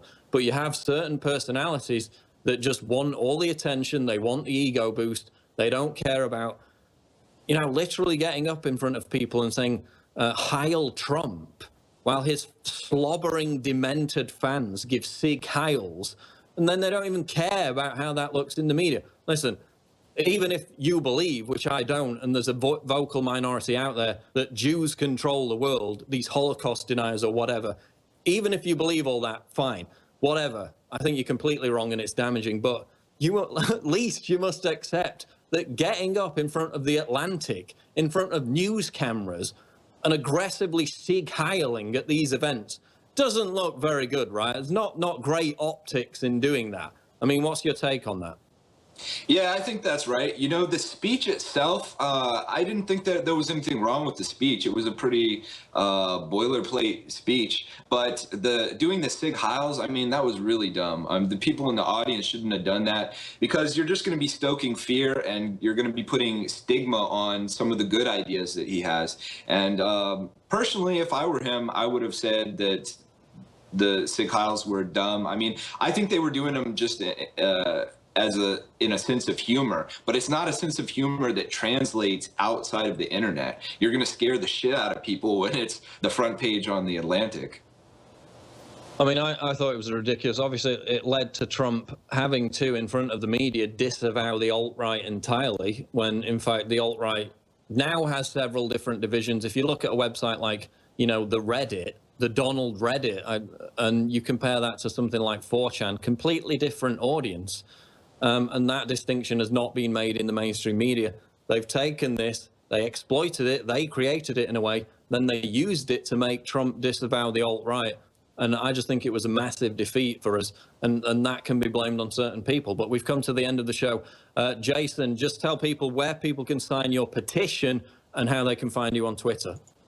Well, the petition, the legal petition, is only for Charlottesville residents. You can email me at themadddimension@gmail.com if you want to do that. But I have a lot more things going on in the coming year. We're going to work on turning Virginia red for Trump, and we're going to make sure that people like George Ciccariello and Wes Bellamy are held accountable. Go to my website, jasonkessler.net. On Twitter and Gab, I'm at @themadddimension. Okay, Jason Kessler, thanks for joining us today. Thank you. Good to be here. Good to have you. Okay, there goes Jason Kessler. Again, go and read about the situation there in Charlottesville. This didn't get much national attention, got a lot of local attention. And again, it's a really good insight into how the left rallies round actual supremacists, race supremacists, racist, misogynist, while, of course, pointing the finger at everyone else and saying that we're the racist, misogynist. And the sheer butthurt that they get over Trump. And I think it was the White House press secretary-elect who came out and made this point the other day. He will continue tweeting, and the mainstream media is absolutely apoplectic. They've got Trump derangement syndrome merely over the fact that Donald Trump uses a Twitter account. Never has that direct form of communication been available to a president who's been willing to use it. Donald Trump will be that president, and the mainstream media is scared to death because his message can't be filtered through their spin. just as CNN said that people shouldn't read WikiLeaks revelations without first seeing what CNN had to say about it. Well, no, you're the fake news. You've put out dangerous fake news again and again. The Washington Post has just done it, and now you're being exposed, and you're not happy about it. We'll be back with the Alex Jones Show live breaking news at Infowars.com. Wars are not cheap. And a lot of revolutionaries rob banks, you name it, to fund themselves. But I'm a restorationist, and I believe in Americana. I believe in the Renaissance. That's why I harp on it constantly. And so we fund our operation by bringing you the very best game-changing, tip-of-the-spear products that are out there. And for us, things like game-changing, tip-of-the-spear, that's not rhetoric. That's why on major third-party sites, we get 4.7, 4.8, 4.9 reviews that nobody else gets by the thousands. Because we go out and do the research, the same ideas, the same research, the same technology, the same sources that we use to dominate the globalists politically and try to free this republic in the world, we apply to the products we bring you. And that's why we are now announcing a new special to kick off 2017 to make our bodies great again. Now, a lot of the nutraceuticals that we offer, over 25 that we've developed, have sold out. I think 7 or 8 have sold out. More are coming in, hopefully, in the next few weeks, but they've got to be produced at the highest strictures, even past California standards, which is almost impossible to do. That's the whole point of it, is to stop supplements. But we go to that standard. But we've got a whole bunch of the products that are still available right now, and I want to extend to all of you those specials to make our bodies great again, because our bodies are our temples. And look, I've never claimed to be some beach boy. I was like that 20 years ago. I dedicated myself to working out. I was in great shape. I'm dedicated to fighting the globalists. Gained a lot of weight, but I've lost over 60, 70 pounds of fat. I've probably gained 20, 30 pounds of muscle. I've actually tried to not even do that, but that's what's happened. Now, it's important to understand, when I get up here and tell people my views on this, I'm not lecturing you. I'm the worst about not even taking my own products, even though I know DNA Force is medical grade, Japanese developed, bio-PQQ, you name it, 170 plus studies. We can make claims on this. This thing is like the holy grail, basically, of nerve regrowth, detoxification, antioxidant. I've got this at my fingertips at cost. I forget to take it. I forget to give it to my kids. I forget to, push it on my parents. This is God's gift to us through nature. Well, guess what? DNA Force is coming back in. It's discounted. Now, in the next few weeks, a lot of these products that have sold out are coming back in. A lot of the products we have left, we still have some supplies of and will sell out soon. But I'm continuing to offer giant sales. Brain Force, our incredible nootropic, 20% more now in each bottle, 30% off. Super Mel Vitality, 30% off. Secret 12, 20% off. Liver Shield, 20% off. Survival Shield X2, 30% off. Knockout, the amazing sleep aid. I love taking it every day. 20% off. Prostiguard, 20% off. And many others at InfoWarsLife.com. You are literally energizing this operation against the globalists. So I want to, again, salute you all and ask you to go check out the amazing specials we've got running right now for 2017 in the month of January. Make our bodies great again. Don't worry. This show is documented. Alex Jones on the GCN Radio Network. I fell into a burning ring of fire. I went down, down, down. We're live on the Alex Jones Show. We've got Paul and Hill coming up in the next hour. He is a Fox News CNN contributor to talk about fake news, to talk about the latest with Trump, the latest Trump derangement hysteria with the mainstream media. On the subject of fake news, though, here's a story out of the local headlined, Italy's populist leader, public should decide whether news is fake. And for that one statement, he has been absolutely slammed. Italy's media and traditional political parties were up in arms Wednesday after the head of the populist Five-Star Movement, this is one of the guys who helped defeat that reform bill that Italians voted on that was a rejection of the EU, accused the country's journalists of manufacturing false news. So he's daring to say that the mainstream media is the main progenitor of false news. This is comedian Beppe Grillo, founder of the anti-Euro movement, who lashed out at print and TV journalists, accusing them of fabricating news to keep the 5 stars down. He said, quote, "Newspapers and television news programs are the biggest manufacturers of false news in the country, with the aim of ensuring those who have power keep it." He called for a popular jury to determine the veracity of the news published. and said in the cases of fake news, the editor must head bowed make a public apology and publish the correct version at the start of the program or on the paper's front page.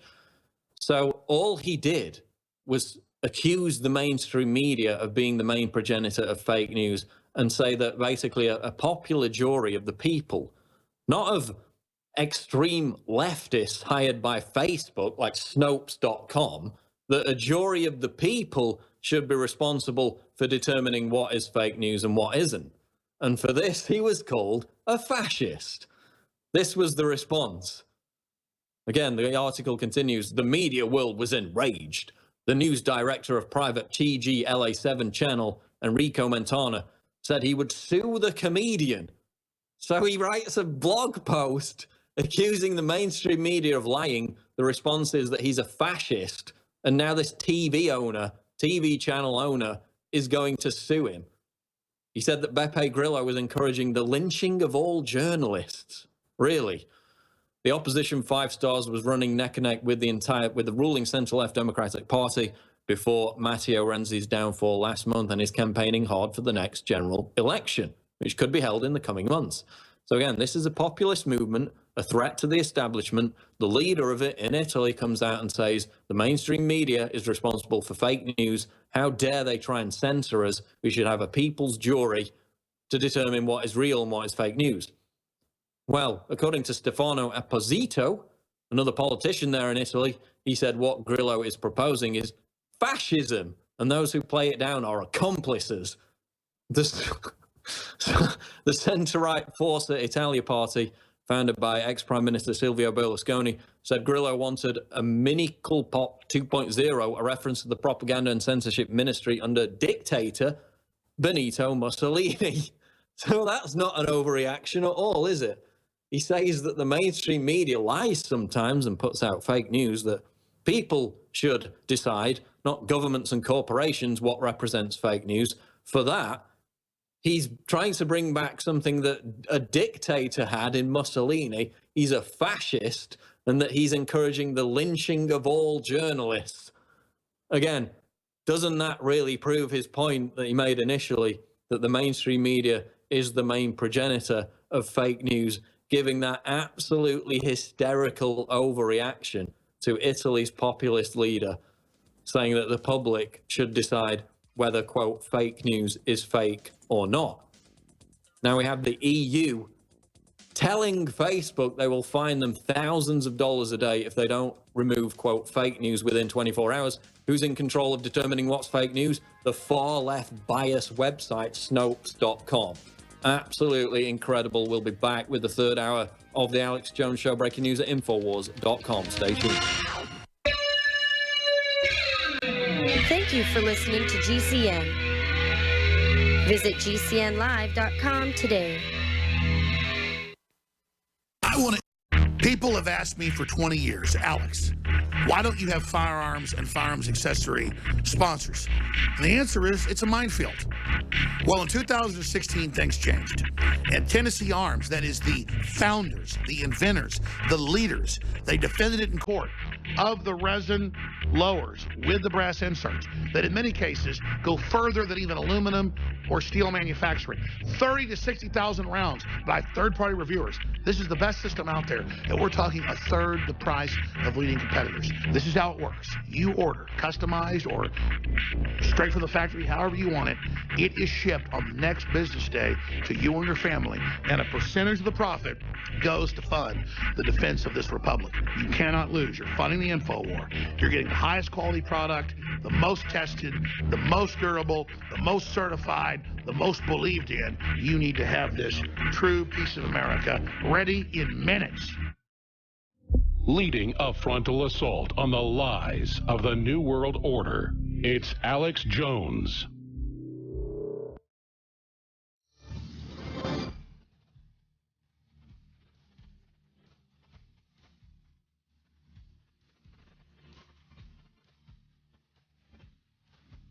The world is a dangerous place, not because of evil, but because of those who look on and do nothing. If you are receiving this transmission, you are the resistance. We now take you live to the Central Texas Command Center. It's Alex Jones. We have Harlan Hill, Fox News and CNN contributor, coming up in the next segment to talk about media hysteria. And on that subject, we're going to go to this final clip now from Julian Assange's appearance on Fox News with Sean Hannity. Of course, the WikiLeaks emails revealed the deep, deep collusion between the Democratic Party and the mainstream media. We're talking about going to John Podesta's house for dinner, cozy get-togethers.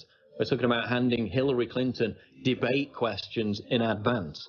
We're talking about mainstream journalists like Glenn Thrush of Politico literally calling himself a hack, giving the Clinton campaign his article a day before it's published. Those are just a few examples. Here is Julian Assange with Sean Hannity on media collusion. I said in my country, Julian, that journalism is dead. I said it in 2008 because I was investigating Barack Obama and his backgrounds and his associations and his career and his lack of knowledge and his radical belief system. And everybody in the media ignored a lot of it. So my question to you then is, now knowing what WikiLeaks revealed about the Podesta emails, on Clinton corruption, on pay-to-play, on Bernie Sanders being cheated, all of this is revealed. Not a lot of it was covered. So what does that say to the American people about media coverage in America? Dishonest? It's very dishonest. Corrupt is interesting. It depends on your definition. If you look at what we published in the Podesta email, if they're colluding with Hillary, that's not corrupt. It's an ethical corruption. They're not identifying it to their audiences. They claim that they're objective journalists. It's ethically corrupt. Corrupt by corruption also means something in law, which is that you're taking money in exchange. Okay. So I don't think that collusion. They're colluding, yeah. Okay, because they share her political agenda. Well, why else would they collude? Or they hate Donald Trump? I think that's an optimistic interpretation, that they share the political agenda. Well, explain that. It's more like, you rub my back, I'll rub yours. I'll give you, I'll give you information. You'll come to my, I'll invite you to my child's christening or our next big party, or, do you know what I mean? We go to school or a steak dinner? Yeah. So I think it's more, sadly, I think it's along those lines. But I look at this list of what WikiLeaks exposed for... Can I just go back to this media question? What is the line now in the New York Times, MSNBC? Okay. The line is that WikiLeaks changed the result of the election. Okay. And as editor of WikiLeaks, we're quite happy to have the credit for exposing the corruption and behavior that was occurring in that Clinton team and the DNC fixing things in relation to Bernie Sanders. We're quite happy to accept that. Was that your motivation? Was your motivation to influence the election? Or is your motivation, what is your motivation? Is it fidelity to truth? My motivation for maybe 20 years, but 10 years with WikiLeaks, has been to publish true information that is otherwise unsayable. So there is Julian Assange again making the point that the information they published was true. It was accurate. Remember, back at the beginning of this whole fake news scandal, it was Democratic Hillary Clinton supporting operatives that were the progenitors of the original fake news. The fake news that the WikiLeaks releases were not authentic or that they had been doctored. So you go right back to the beginning of that narrative, and they were the ones releasing fake news to try and bait conservatives, Trump supporters, into amplifying that fake news. And in many cases, it worked. But again, eventually the narrative to derail WikiLeaks didn't work. The information got out there. It was accurate. It damaged Hillary Clinton. It had a massive impact on the U.S. election. We will be back in the next segment with Holly. The Huffington Post says Donald Trump is unfit to be president, and they've thought of a way to begin the impeachment of Trump right now before the inauguration. In an article titled Impeaching Trump, the process begins now, Huffington Post contributor Robert Kirtner says President-elect Donald Trump is far more of a menace to society than even Richard Nixon. Whoa. And he expects Trump will immediately break the law and violate the Constitution. Therefore, the Huffington Post is calling for a citizens' impeachment inquiry to begin the first day Trump steps into office. The idea is to keep daily records of Trump's high crimes and misdemeanors, including evidence they collect of his treasonous alliance with Vladimir Putin. More desperation from the lunatics on the far left. You can learn more right now at Infowars.com. Introducing Vitamin Mineral Fusion from InfoWarsLife.com. We have worked for years with our chemists and scientists to create the most powerful and affordable, great-tasting multivitamin formula available. The all-new Vitamin Mineral Fusion drink mix at InfoWarsLife.com is loaded with a full month's supply of essential vitamins, minerals, and amino acids that your body absolutely needs. In the history of InfoWars Life, we've brought out a lot of amazing products like Survival Shield X2, Super Male Vitality, and so many others. But I am most proud of the product we're now launching today. With its unique delivery system and proprietary manufacturing process designed for maximized effects, this formula is the platinum standard of multivitamin mineral products. The ingredients in Vitamin Mineral Fusion are either plant-derived or of the highest quality lab standard. That means it's clean. That means it's pure. That's InfoWarsLife.com and Vitamin Mineral Fusion. Take action now before we sell out. Men, give your body the support it needs with InfoWars Life Prostagard. It's time to start assisting the body in regulating proper prostate balance. InfoWars Life has set out to bring you formulations that are not only the highest quality out there, but formulas that you can use on a daily basis to give your body the natural herbs and extracts that our experts recommend. The Prostagard formula does just that, with its mixture of plant-based nutrients and antioxidants that help give your body total support. It's a hand-selected blend of saw palmetto, lycopene, plant sterols, zinc, vitamin D3, selenium, and copper.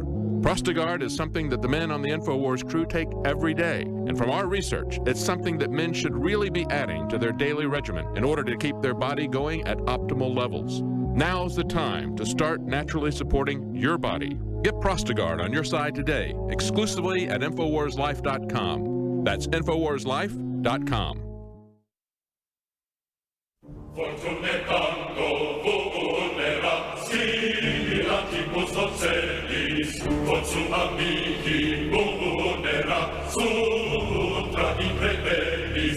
From the front lines of the information war, it's Alex Jones. It's Paul Joseph Watson in for Alex Jones today. Before we go to our guest, just want to direct you to InfoWarsLife.com, where we have the 2017 Super Sale, again extended, massive discounts on InfoWars Life formulations. Brain Force 30% off. Remember, this is the nootropic formula that I personally recommend. I've taken it. It beats the competition. You get a great discount at 30% off. This helps you focus. It gives you clarity, especially if you're doing, mental tasks. It also helps socially. I remember going to Austin back a couple of years ago, jet lagged, no sleep whatsoever, had to host a 3-hour radio show, popped a couple of these, and it helped immeasurably. It's a bold new frontier if you research nootropics generally. The Silicon Valley whiz kids are all taking them. Again, we have 5-star independent reviews at InfoWarsLife.com. It all goes to help build this platform. That is the 2017 Make Our Bodies Great Again Super Sale initiative at InfoWarsLife.com. I'm going to go to our guest now, who is Harlan Hill, a contributor for CNN and Fox News. He founded Democrats for Trump, and the website is harlanhill.com. Harlan, I just want to dive straight into it. Good to have you on. The Washington Post continues to accuse the likes of InfoWars, the likes of you, no doubt, of, being dangerous for pushing fake news. They're calling for censorship. When they're the ones publishing this fake news about Russia hacking the US electric grid, again, with no evidence whatsoever. They're escalating a conflict with a nuclear-armed power by pushing fake news while accusing us of pushing fake news. Holland, do these people have any self-awareness at all? You know, what's been pretty amazing to me is the hysteria that has swept not just the liberal media, but I think most of the mainstream media.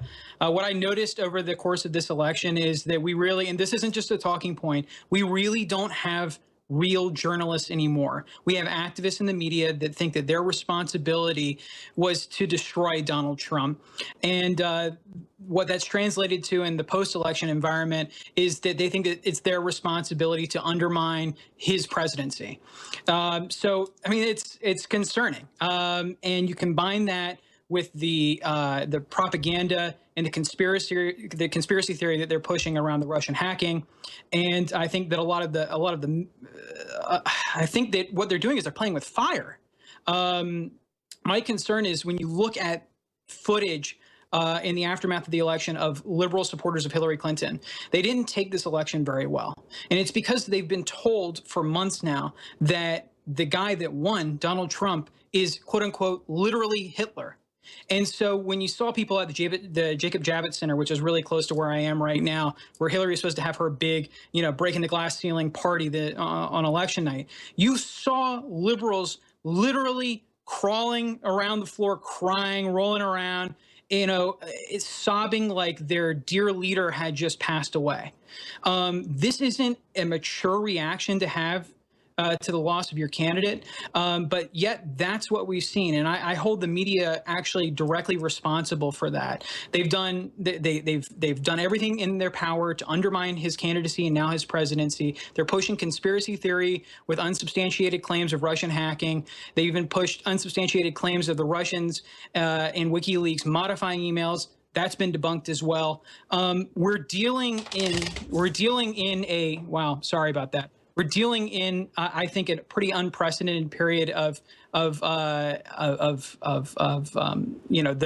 think the devolution of the media here in the West. And I thought that Sean Hannity's point about, there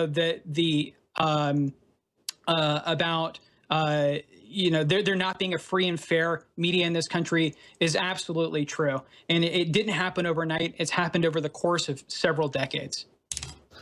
And again, I mean, we have to blame the media for this, right? The whole election cycle was about this violence occurring at Trump rallies. The media again and again blamed Trump, despite the fact now we know that was organized in part by the DNC, thanks to James O'Keefe and those revelations. But even so, it was obvious at the time that this was mobs of people going to Trump rallies, attacking Trump supporters, trying to shut down his events. What do you make of this new phenomenon, which we've seen after the election? I guess it ties into the same, what they've termed Trump derangement syndrome, of anti-Trump people across the board, almost a case every single day now, faking hate crimes, trying to blame them on Trump supporters when they were hoaxes staged by these very same individuals. Have you ever seen anything like this in the immediate aftermath of an election? I haven't. And like I said earlier, I think that they're playing with fire. The problem is, I believe that there are true hate crimes that happen every day. And so when they peddle this fiction, they undermine and they bring into question the validity of people that actually have encountered some of these crimes. And I can tell you that no single party has a monopoly on this kind of behavior. I'm sure that you've run into it frequently. I run into it all the time. I can't go to the coffee shop here in Manhattan without being accosted by, some liberal fringe lunatic. Literally every day. I'll be at the dog park and I'll have to be harassed by some lunatic. So no side has a monopoly on this. I do believe that there are real criticisms of people that are on the fringe of either political persuasion that go out of their way to engage in violence and rhetoric that I don't think is productive at all. But what the media has done is that they don't do their due diligence at all. They don't do what I think is responsible and what you would expect of any journalistic organization of, of the pedigree of something like the New York Times, they just published this fiction. And we saw this, getting beyond just the violence in the aftermath of the election. We saw this with the fake news story that the Washington Post pushed last week on, alleged Russian hacking of a Vermont power grid. It is really out of control at this point. And so what it does is it contributes to this era of people can't trust what they're hearing, which is a real problem. The democracy only works if we can trust the media, if we have a vibrant media. I think that's why something like InfoWars is really important, telling a different side of the story that's really underreported. There are lots of other news organizations that I'm really encouraged by that are popping up and helping to balance this out. My concern is, though, that what we're seeing in the mainstream media is that for a long time, they just had a liberal bent. What they have now instead is that they're willing to abdicate all of their journalistic responsibility to cover their own people responsibly, somebody like Hillary Clinton or Barack Obama, who are not above criticism. And so it's not just a liberal bent anymore. They're willing to fabricate stories. They're willing to peddle conspiracy theory that's totally unsubstantiated. They're willing to parrot the line that comes out of the federal government, with like this Russian hacking story, with zero homework. They've done zero homework on many of these stories. So it's dangerous. This is a dangerous time. And, and this democracy is not going to work. Many of the democracies across this planet are not going to work. The UK, for instance, if we do not have a return to real journalistic practices in this country. It's not a joke. And it's just amazing. I mean, the mainstream media gave birth to fake news in the first place by being completely dishonest and deceptive. I mean, there wouldn't be a market, there wouldn't be a thirst for alternative news if the mainstream media actually went back to its muckraking heritage and actually acted like the Fourth Estate should act.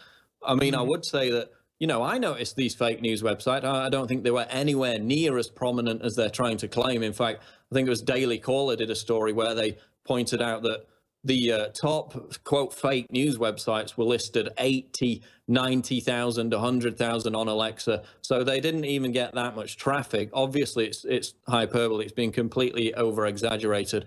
But again, they gave birth to it in the first place. Quickly, though, I wanted to ask you about Seth Rich, because, again, in that interview with Sean Hannity, Julian Assange alluded to who his source might be. He talked about possibly someone within the DNC. I know that this was something you were tracking back at the start of it. The DNC, or the Democratic Party, they hired an individual to sort of become the spokesperson for the family of Seth Rich after he died. His immediate public statement, his first statement, was to completely disavow any suggestion that the murder of Seth Rich, which remains unsolved, had anything to do with the DNC leaks. Do you think that was quite strange when you heard that at the time? I do. I've heard many rumors. I've heard lots of whispers, even within Democratic circles, about this. And to be honest with you, I don't know what to believe anymore. I do think that the response of the Democratic National Committee in the aftermath of this has been very strange. I think that the family has asked for answers and they're not getting them. And I think, the circumstances of this were very suspicious. Julian Assange has indicated that it's somebody like Seth Rich could have been, part of the DNC leak, not the Podesta leak, but the DNC leak. And so getting back to the media, because it relates to this, I don't think any theory is above consideration. And what really made me question this story is when certain people started asking, does this story have some legitimacy? The effort was to immediately shut down that conversation.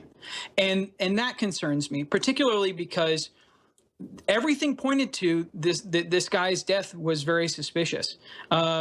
We know that he was shot, that he still had his wallet on him. He still had all of his valuables on him. If this was your, run-of-the-mill robbery that went wrong, that wouldn't have been the case.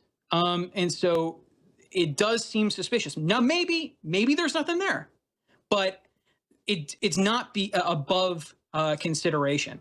And I can tell you from firsthand experience, as I said previously, there are people that looked at this from day one and they said, something doesn't smell right here. Okay, Hall and Hill will be back with the next segment of the Alex Jones Show. Going to talk about Obama's final days in office. We will be back. Breaking news at Infowars.com. Don't go away.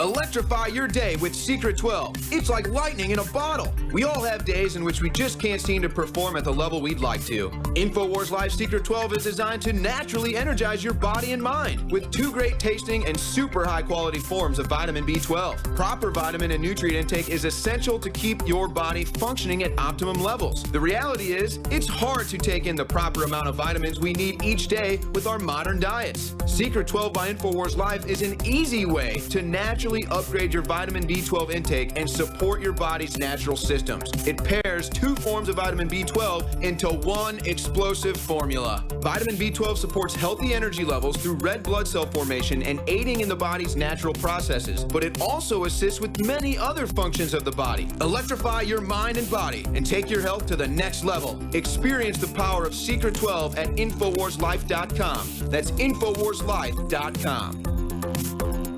Wars are not cheap. And a lot of revolutionaries rob banks, you name it, to fund themselves.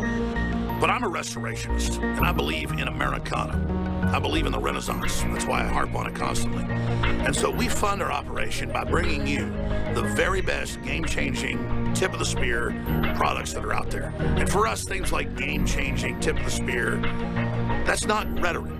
That's why on major third-party sites, we get 4.7, 4.8, 4.9 reviews that nobody else gets by the thousands. Because we go out and do the research, the same ideas, the same research, the same technology, the same sources that we use to dominate the globalists politically and try to free this republic in the world, we apply to the products we bring you. And that's why we are now announcing a new special to kick off 2017 to make our bodies great again. Now, a lot of the nutraceuticals that we offer, over 25 that we've developed, have sold out. I think 7 or 8 have sold out. More are coming in hopefully in the next few weeks, but they've got to be produced at the highest strictures, even past California standards, which is almost impossible to do. That's the whole point of it, is to stop supplements. But we go to that standard. But we've got a whole bunch of the products that are still available right now, and I want to extend those specials to make our bodies great again, because our bodies, I've never claimed to be some beach boy. I was like that 20 years ago. I dedicated myself to working out, and I was in great shape. I'm dedicated to fighting the globalists, gained a lot of weight, but I've lost over 60, 70 pounds of fat. I've probably gained 20, 30 pounds of muscle. Do that, but that's what's happened. Now, it's important to understand, when I get up here and tell people my view, I'm the worst about not even taking my own products, even though I know DNA Force is medical grade, Japanese developed, bio-PQQ, you name it, 170 plus studies. We can make claims on this. This thing is like the holy grail, basically, of nerve regrowth, detoxification, antioxidant. I've got this at my fingertips at cost. I forget to take it. I forget to give it to my kids. I forget to, push it on my parents. This is God's gift to us through nature. Well, guess what? DNA Force is coming back in. It's discounted. Now, in the next few weeks, a lot of these products that have sold out are coming back in. A lot of the products we have left, we still have some supplies of and will sell out soon. But I'm continuing to offer giant sales. Brain Force, our incredible nootropic, 20% more now in each bottle, 30% off. Super Mel Vitality, 30% off. Secret 12, 20% off. Liver Shield, 20% off. Survival Shield X2, 30% off. Knockout, the amazing sleep aid. I love it, take it every day. 20% off. Prostagard, 20% off. And many others at InfoWarsLife.com.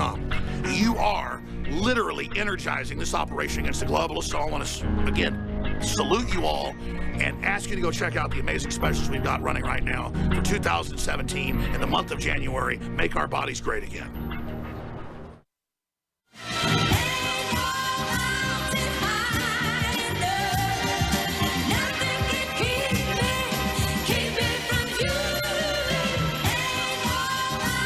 We're live on the Alex Jones Show with Hall and Hill. Website is hallandhill.com. Hall, and just wrapping up here, I noticed in the past few days we've had a narrative that's almost equally as bizarre and unfounded as the Russian hacking narrative. This claim made by some in the media attempting to characterize Obama's legacy as, quote, scandal-free. What's your response to that claim? I mean, it's ridiculous. I mean, we had everything from, Fast and Furious, where we were literally arming the cartel. Okay, and what was even worse than that was that the Obama administration was engaged in a cover-up of it. The attorney general at the time refused to speak to Congress on the issue. Obama invoked executive privilege to avoid answering questions about that. So, then moving on to the Iran deal, that was a total disaster that led to, multi-billion-dollar ransom and the release of enormous funds to the Iranians.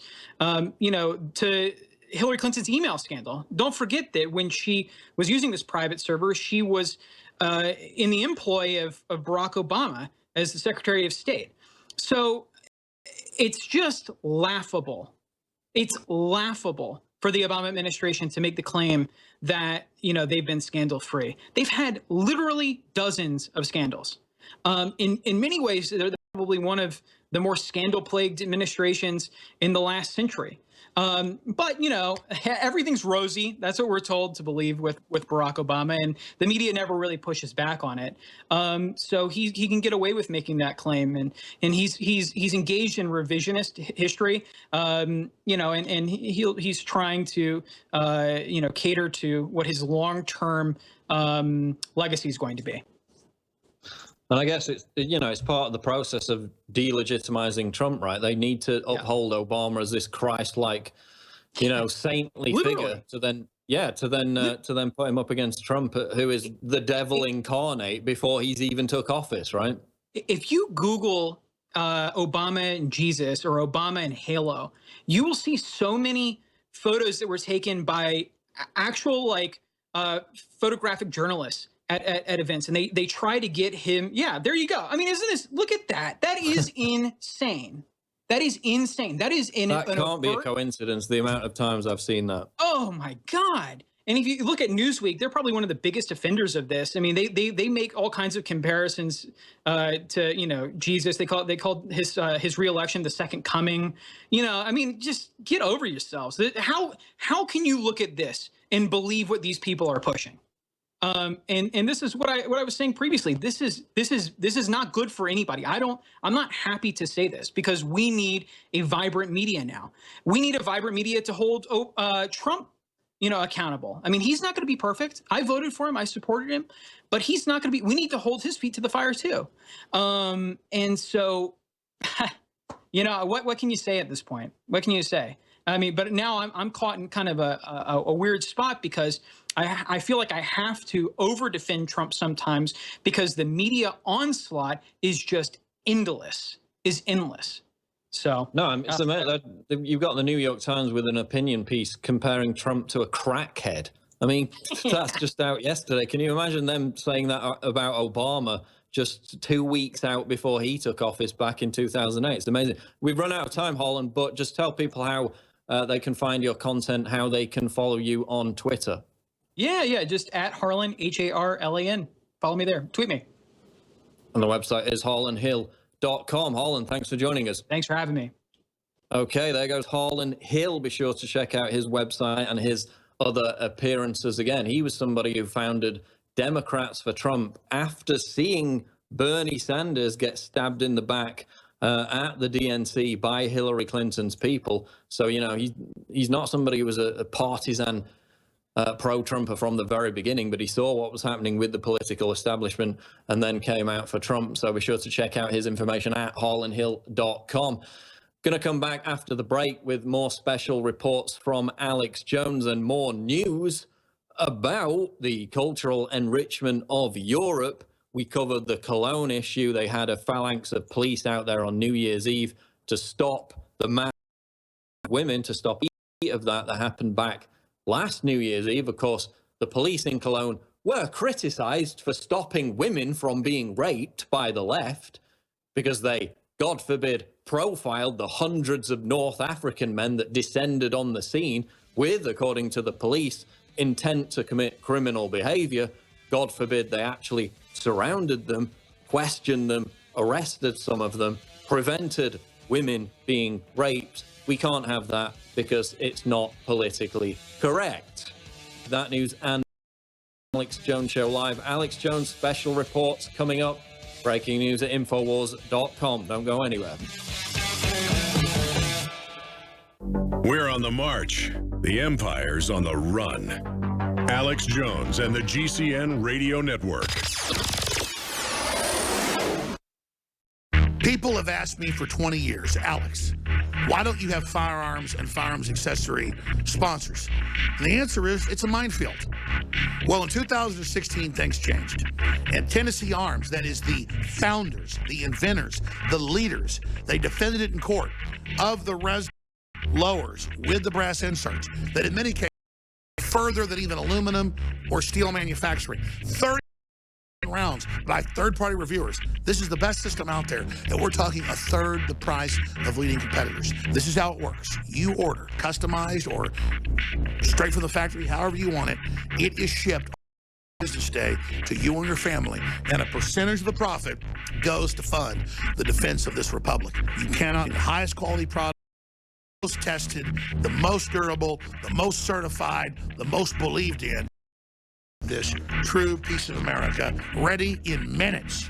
Clean, pure drinking water. You can't survive without it. But where do you get it? Alexa Pure Pro is a brand new, groundbreaking, gravity-fed water filtration system that is like no other. The Alexa Pure Pro transforms water from virtually any fresh source into clean, the unprecedented superfiltration power of an all-new gravity block core with a hybrid chromatic shell. It removes up to 99.999% of impurities, including bacteria, virus, disinfectants, volatile organic contaminants, filter capacity up to 5,000 gallons, easy assembly, low maintenance, replacement filters are simple to install. And now, as part of an exclusive limited time introductory offer, you can save $20 off the retail price and get free shipping. This is a limited time offer, so order your unit today and receive free shipping and $20 off. Go to InfoWarsStore.com or call 888-253-3139. I'm going to lay it out short and sweet. I got so dedicated to fighting the globalists and their program for world government that I stopped working out. I was a total fitness nut 20 years ago. About 15 years ago, I just stopped working out. I gained close to 100 pounds. I have lost 50, 60 pounds of fat, 20 pounds of muscle. I'm stronger than I was when I was 22, when I could bench press close to 400 pounds and squat 600. It's actually scary. And it's because I take products that are developed that block the estrogen mimickers that basically feminize men. We've produced these products with top scientists and researchers like Dr. Group to help you counteract the globalist onslaught and at the same time support InfoWars in our fight to promote human liberty.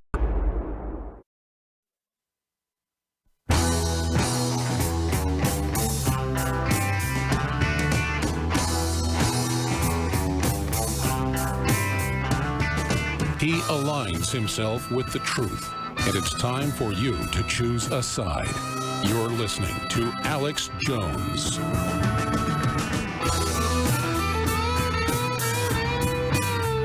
NBC, because we already knew that months ago. You see, when their coup failed after July, and when getting rid of Roger Ailes still didn't work for them, and their audience began to tank, half of Fox's main audience, regular audience, began to leave them. Their key demographics were cratering.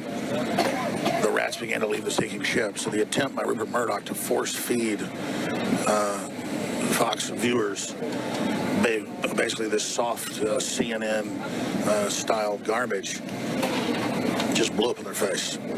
It absolutely blew up in their face to be a softer version of basically CNN or even MSNBC. So this is just another example of the devastating victories that we're having and how delusional the entire power structure is and has been.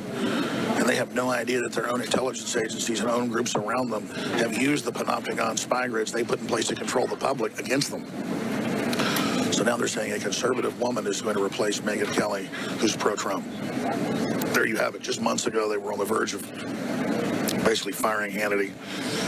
They were absolutely threatening everyone. Now they're panicking. They're trying to get out of their contract to pay the rest of the $30+ million of the $60 million they owe him to Roger Ailes, who started Fox News. I mean, it is just a disastrous mess. But that little arrogant snot who went and for that $7 million signing bonus for the book, reportedly, according to my sources, which are as high as you get. They're basically, I'm not going to even get into it. The point is that she thought she was going to win. She thought she was invincible. She thought that the power structure wants me to attack Trump. Oh, the power structure wants me to destroy myself, going after him. And because I'm the pretty young lady, everybody will buy it. And everybody saw through it. And she turned into the ice witch. She was the girl next door before, but she really showed her true colors, the ice witch. And so just total defeat by these delusionites and their delusional followers. We have to continue to break their will. They've been trying to break our will. We must break their will. So very, very exciting on that front. That's just all part of the collapse of their system. And as they've said during the campaign, trying to brand Trump with InfoWars. Trump's main shock troops were InfoWars. We're the Americana message. Our listeners are the core of the return of Americana and making America great again. And so they just helped brand us even more, thinking it would hurt Trump and the nationalist movement. It only helped us take over the entire conservative movement even more with true, classic American Renaissance systems that aren't left or right. I mean, this is just beautiful. Their controlled paradigm is collapsing, and now real choices can come into the mix. That's why they're desperately going to even more primitive forms of brainwashing, but it's not working. It's only working on the most weak-minded people. We are breaking through. We're in a collapse level event for the enemy at this point.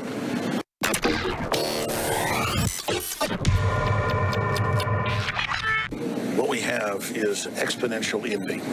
We have globalists at the top that have used class warfare to control people. And then really all they do is make them feel worthless and disempowered and basically just zombies to the system, frightened followers who then only tie in and buy into the larger superstructure that's destroying them because they believe they get power and solace by merging with that. And one of the most clear-cut examples of this is the last 8 years.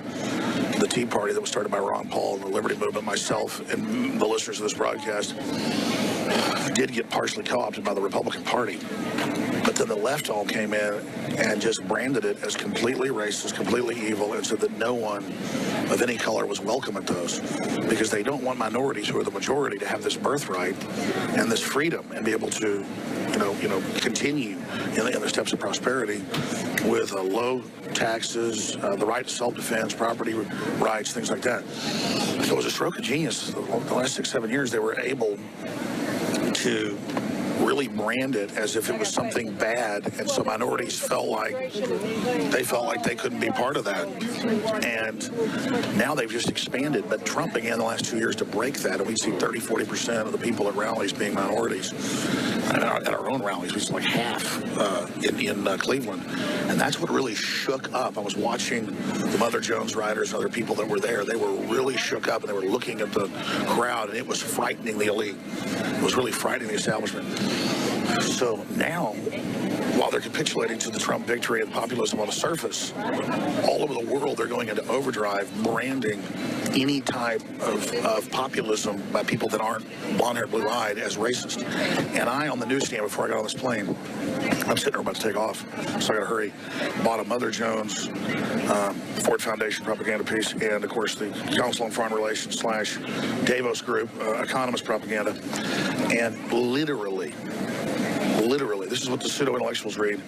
The entire thing on almost every page shows blonde-haired, blue-eyed people in real photos, but also in editorial cartoons, saying blonde-haired, blue-eyed people are bad, putting KKK hats on them, and then saying if someone looks like this, then they're your enemy. And these are publications that mainly go to the white intelligentsia, so they can go out now and henpeck everyone into this submission.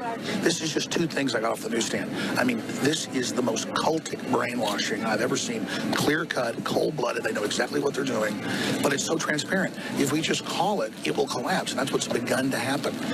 That's why they stole those 5 states from Trump. and that they tried to sell another 5 because the numbers were minorities were even bigger in landslides for him. That's what we saw in the primary. So they're very, very scared. Their whole paradigm is shattering. They're trying to invoke all this, but our real gang we're in is free market. That's what unifies us and Western civilization. And it's like Gran Torino. You know, it's a fictional account, but, you know, the guy didn't like his spoiled family. He's a white guy. It's a sign of declining white culture, which is the truth. Western culture is in massive decline, and he gives the love of his life, the Gran Torino, to the kid that made something of himself in the neighborhood.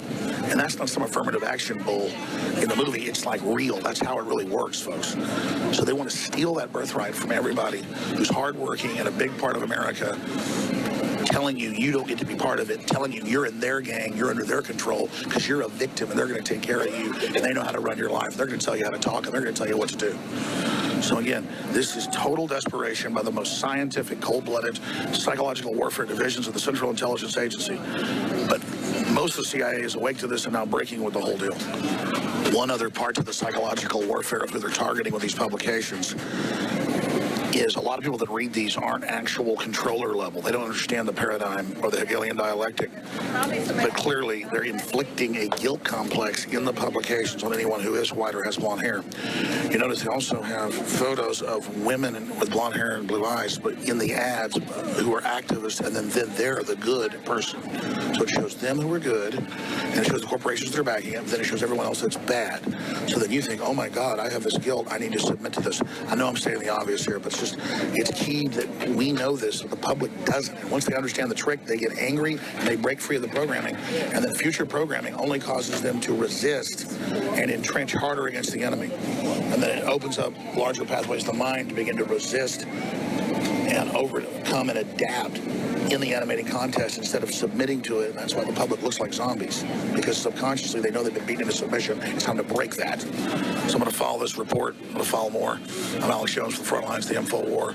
A lot of positive things are happening, but a lot of negative things are happening. We've got to keep fighting, keep pushing. It's the animating contest of liberty. But these people are super low. They promote thug culture in here. They try to sell minorities on acting like thugs as if that's their culture, so they can then be identified and put in prison. This is so evil. Infowars.com. Spread that, folks. They're trying to censor it, but you are overpowering it. We are overpowering it together, and I want to salute you all as we go into 2017 and beyond.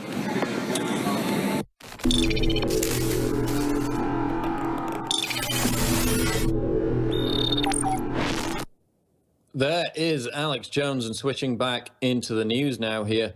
This is out of RT, and it's going to be the preface for an audio clip we got coming up, a special report on comments made by John Kerry. But we have RT reporting right now, U.S. coalition spared ISIS oil production facilities in Syria. The US-led international coalition did not bomb oil production facilities captured by Islamic State. This is the charge made by Russian Defense Ministry spokesman Major General Igor Konashevkov. He says, miraculously, only oil fields captured by ISIS, allowing the militants to earn tens of millions of dollars a month on illegal oil sales and recruit mercenaries from all over the world, did not come under US bombardment. And we had the story before. They had the chance to bomb the oil fields. The Obama administration refused to do so, claiming they were concerned about the environmental impact. They drop leaflets before they bomb ISIS convoys, warning ISIS terrorists to leave the region so they can escape the falling bombs. And that relates to this special report about John Kerry. We know from the very beginning they saw the rise of ISIS, this jihadist principality, as something to be encouraged, something that would lead to the overthrow of Assad in Syria. They armed ISIS. They knew the so-called moderate rebel groups they were arming were defecting to ISIS, were handing their weapons over to ISIS. And now we have this amazing leaked audio from John Kerry that highlights exactly the agenda from the very beginning. Here's that report.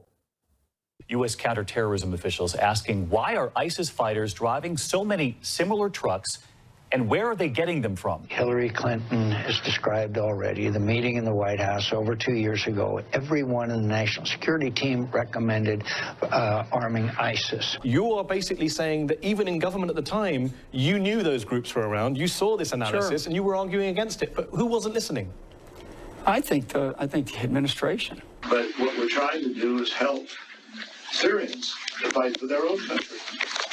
And we've been spending a lot of money, a lot of effort to try to help do this. So there's an opposition there. The opposition is doing very well. And if they're not serious, then we will help the opposition more.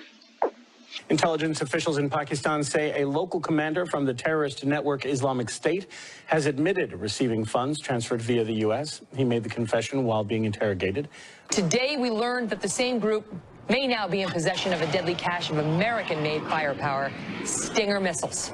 I think it was a willful decision. A willful decision to go support an insurgency that had Salafist, Al-Qaeda, and Muslim a willful Brotherhood. decision to do what they're doing, which you have to really ask the president, what is it that he actually is doing? As I've said before, this aspect of our strategy was moving too slowly, but the fall of Ramadi has galvanized the Iraqi government. So with the additional steps I ordered last month, we're speeding up training of ISIL forces, including volunteers from Sunni tribes in Anbar province. Now, U.S. military aircraft have dropped ammunition in areas held by ISIL terror group in Iraq. Now, according to volunteer forces who are fighting the terrorists, American helicopters dropped boxes of weapons in Yathrib and Balad districts in the Salahuddin province. In the last 8 years, Obama completely sold us out to the Communist Chinese, the Saudi Arabians, and others, and launched a program all over the Middle East, Africa, Central Asia, Far Asia, you name it.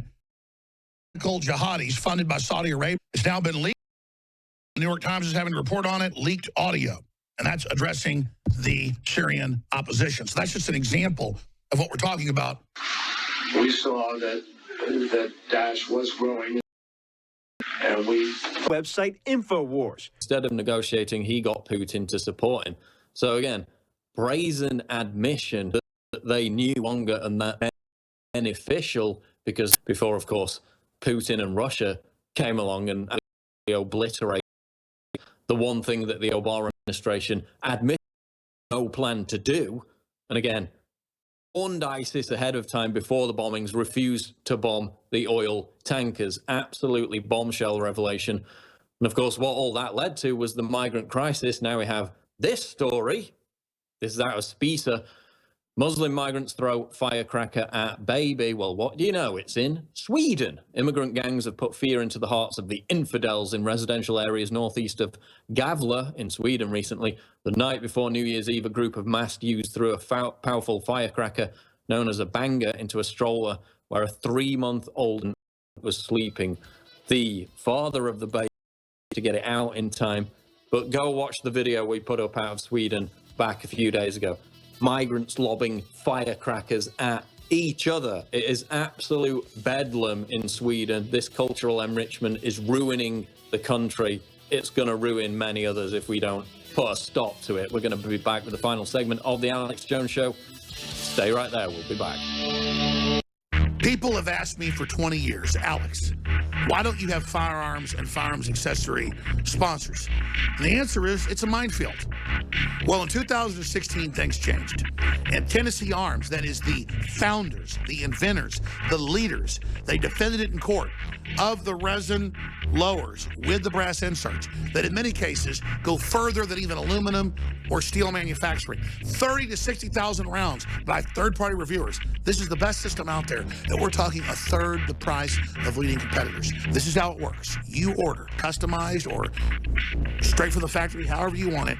It is shipped on the next business day to you and your family, and a percentage of the profit goes to fund the defense of this republic. You cannot lose. You're funding the info war. You're getting the highest quality product, the most tested, the most durable, the most certified, the most believed in. You need to have this true piece of America ready in minutes.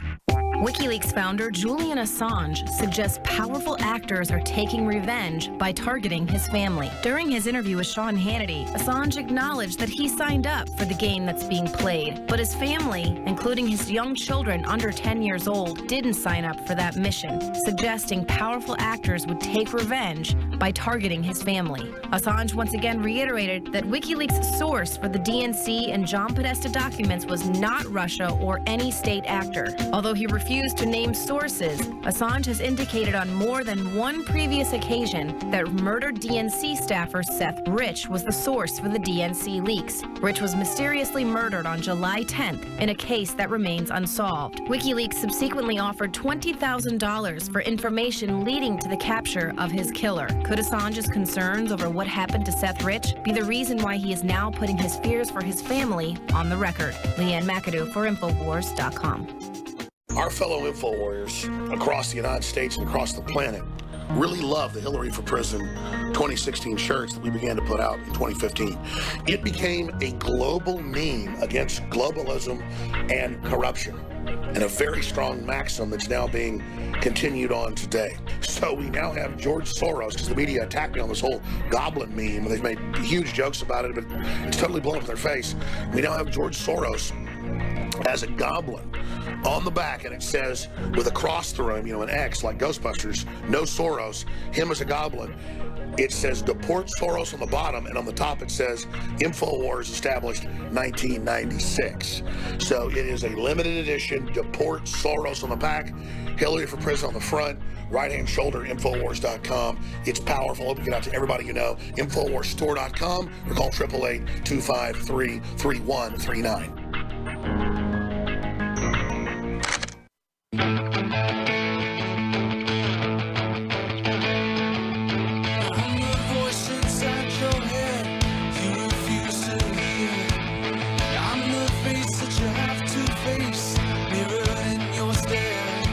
Final segment of the Alex Jones Show for this hour, fourth hour, of course, coming up. Before we dip back into the news, I want to direct you to InfoWarsLife.com, because it's now more important than ever that in 2016 for every liberty lover to join the intellectual fight against the globalists, and that starts with fighting back against the attack on our bodies with all the toxic garbage in the food, water, and air. We're constantly under chemical siege at every level, making us fat, sick, and dumbed down. These are the products that have received 5-star independent reviews at InfoWarsLife.com to help you take back your temple and fight back against the attack on your body. InfoWars Life formulations, including Brain Force, 30% off. Again, many of these specials continued. Super Male Vitality, 30% off. Secret 12, 20% off. We have Liver Shield, Survival Shield X2, 30% off. Knockout, if you're having trouble sleeping, 20% off. Prostagard, 20% off, and many others at InfoWarsLife.com. This is the Make Your Body Great Again 2017 special. Amazing discounts. Again, it goes to support the growth of this network as we try to capitalize on the massive success that we had in 2016, but we can only do it with your support by getting the products at InfoWarsLife.com. Let's hit a few final news stories. This is out of the Metro. Lily Allen hints at legal action against Tommy Robinson after Twitter row. Now, we got Tommy Robinson coming on the show tomorrow, by the way. Basically, Lily Allen, who is this massive virtue signaling celebrity in the United Kingdom, constantly banging on about refugees and migrants.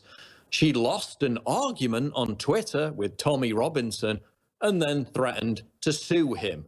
Threatened to take him to court because she lost an argument on Twitter. That's how the left does debate.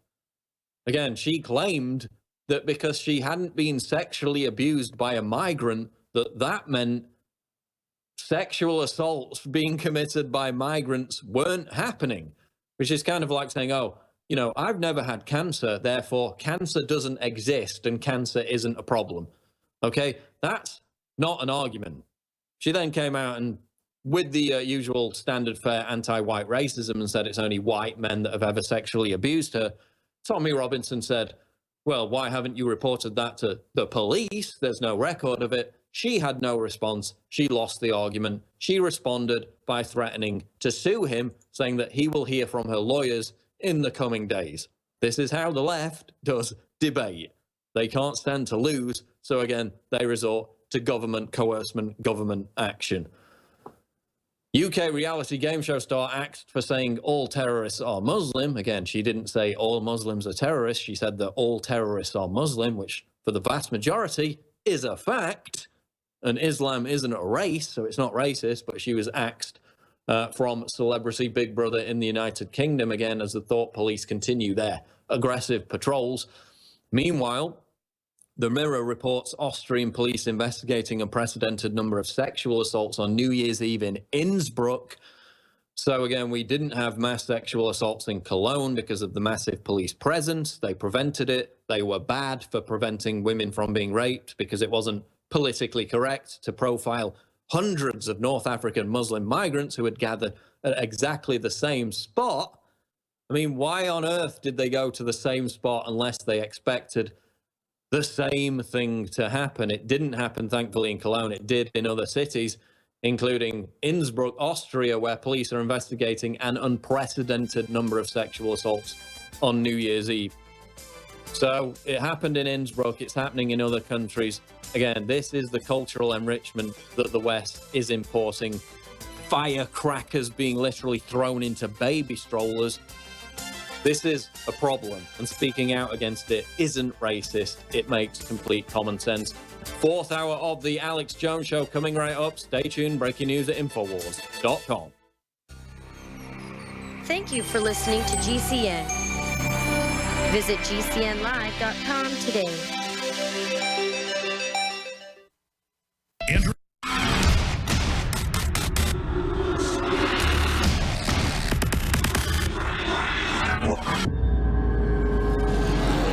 Anthony Gucciardi joins us to talk about BioPCA, the latest formula to be announced and released by InfoWarsLife.com. They're true game changers, they're organic, they're proven as safe, and they're also very affordable. Exactly. You talk about being a game changer, right? You talk about, we're in an industry where we talk to the industry leaders. We've both talked to them. They have individuals that are hired only to save money and get the lowest quality junk and put it in as many capsules as possible so they can make the highest profit margins. Okay.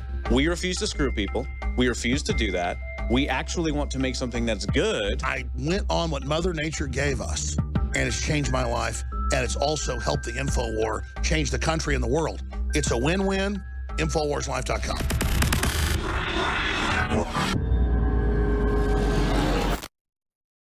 Leading a frontal assault on the lies of the New World Order, it's Alex Jones.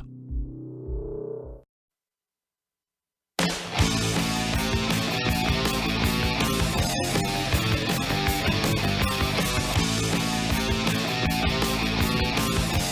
answer to 1984 is 1776. You're listening to The Alex Jones Show. There I was completely wasting, out of work and down. Welcome back to InfoWars. I'm Roger Stone, back from a long sabbatical working on my book, and delighted to be sitting in today for Alex Jones. A lot of politics to talk about today, but before we go there, I reinstituted a tradition which on New Year's Day every year for the last 11 years, the worst dressed people on the face of the planet. We call this Mr. Stone's International Best and Dressed List, and it's gotten very wide media coverage. I'm happy to say that right here at InfoWars, Owen Schroyer has made this year's list. He's got the whole spread collar, tight tie knot down perfectly. Now, there were others who made the list but did not fare as well. Michael Moore comes to mind. What can you say other than slob? Hillary Clinton, but then let's face it, she's not going to look good in anything other than an orange jumpsuit. And then, of course, you've got some emeritus members of this fraternity like Larry Kudlow, perhaps the best dressed man on television. So if you have not had the opportunity to check it out, you can find that folks like Cenk from the Young Turks, who assaulted Alex and I last summer, makes the worst dressed list. It's a moment of levity to start the new year. You'll find Lena Dunham. You guess which list she's on. You can also find Kimberly Guilfoyle at Fox. You can guess which list she's on. So start looking for this every New Year's Eve. You can find it at stonecoldtruth.com. You can also find it at Stone on Style, where we keep track of these things. I want to say right up front, our lists are not ideological. We've had some liberals on the best lists, and we've had some fine Americans like Ron Paul, who looks like he slept in his clothes, on the worst list. So this is a fashion statement, not an ideological statement. We have a lot of ground to cover because the waning days of the Obama administration have featured this ongoing effort to try to undermine the legitimacy of President-elect Trump's ascendancy to the White House. Strangely enough, today, I believe Senator John McCain had to cancel his vaulted hearing in which he and his sidekick from South Carolina were going to reveal all this proof they have of Russian hacking of the election. I think the reason they scrubbed the hearing is because there is no proof. There has never been any proof. It's kind of interesting to me that the number one progenitor of this theory is CIA Director John Brennan. Brennan is a man who refused to be sworn in using the Bible, who has converted to Wahhabism, who has spent a substantial amount of time in that region, who personally cleansed the passport files of Barack Obama when he was preparing to run for a second term.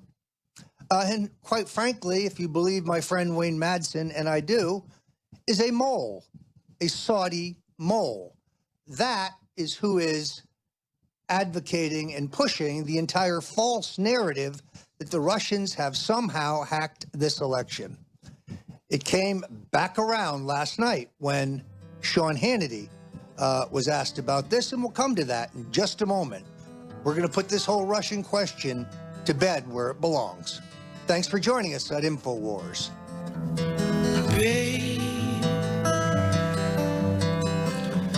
Baby, I'm gonna leave you.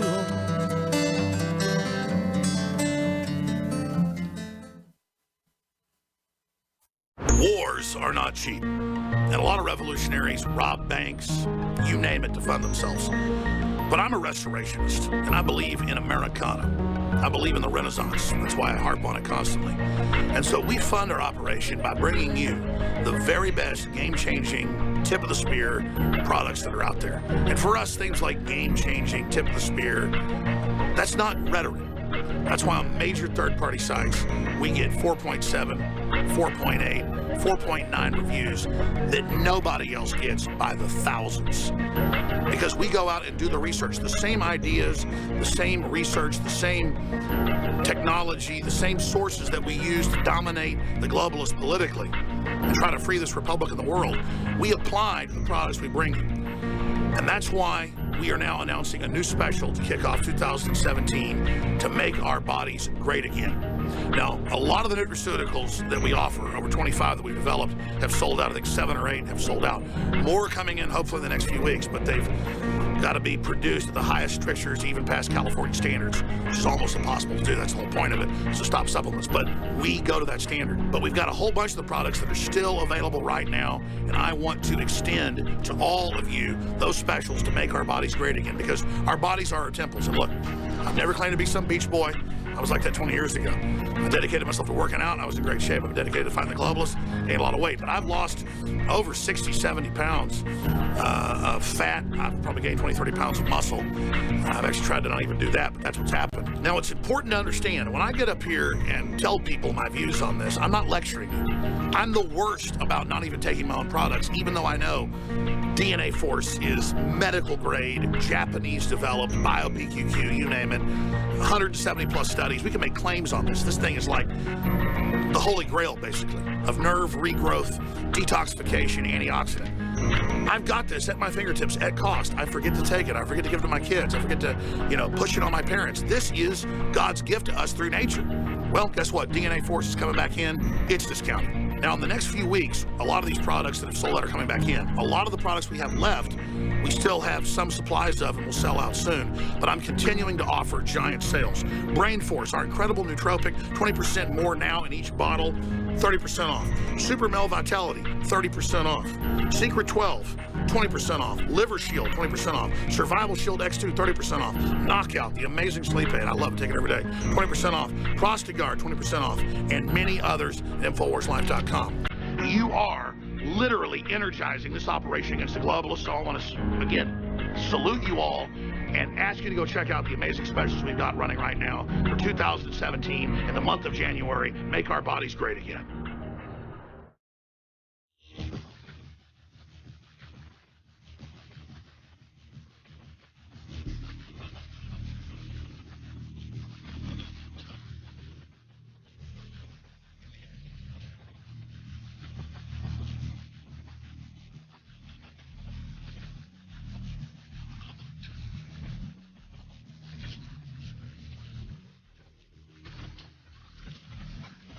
If you are receiving this transmission, you are the Resistance. Live from Austin, Texas, broadcasting worldwide, it's Alex.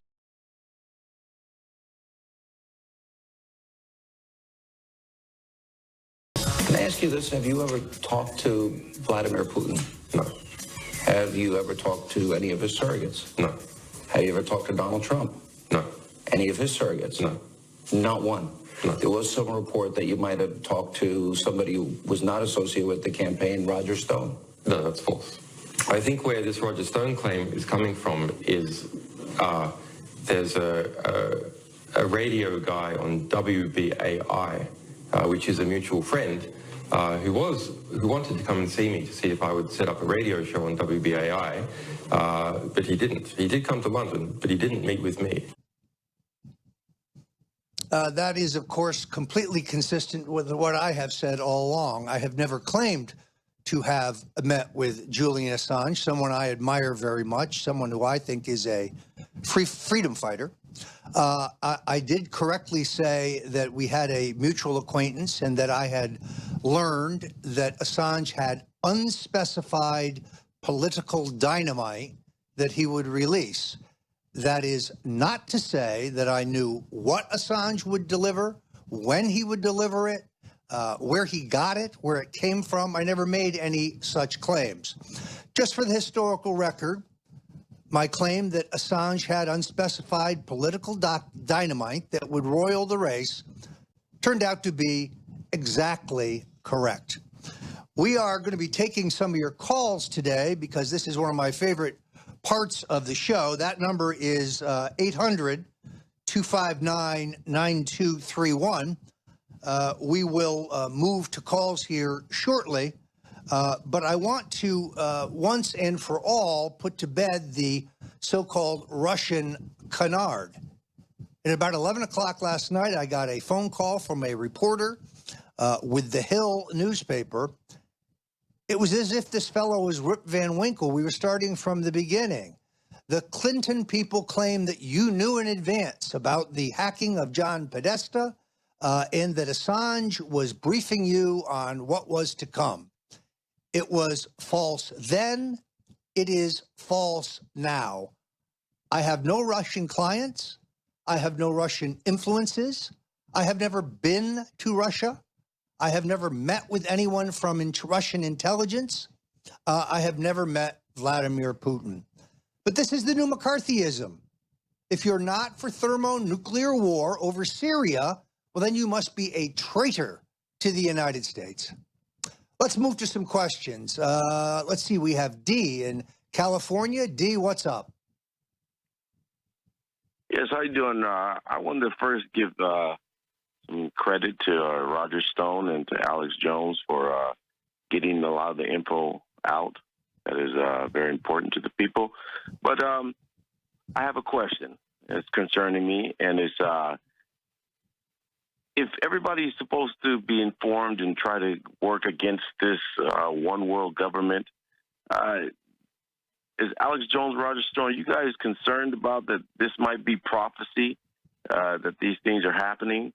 And if things get so bad and we try to stand up, or people try to stand up to fight against it, would that be something that's not sanctioned by God, because of the fact that this world is ruled by the devil, and if the prophecy is going to be, then it becomes a spiritual war, not a physical war.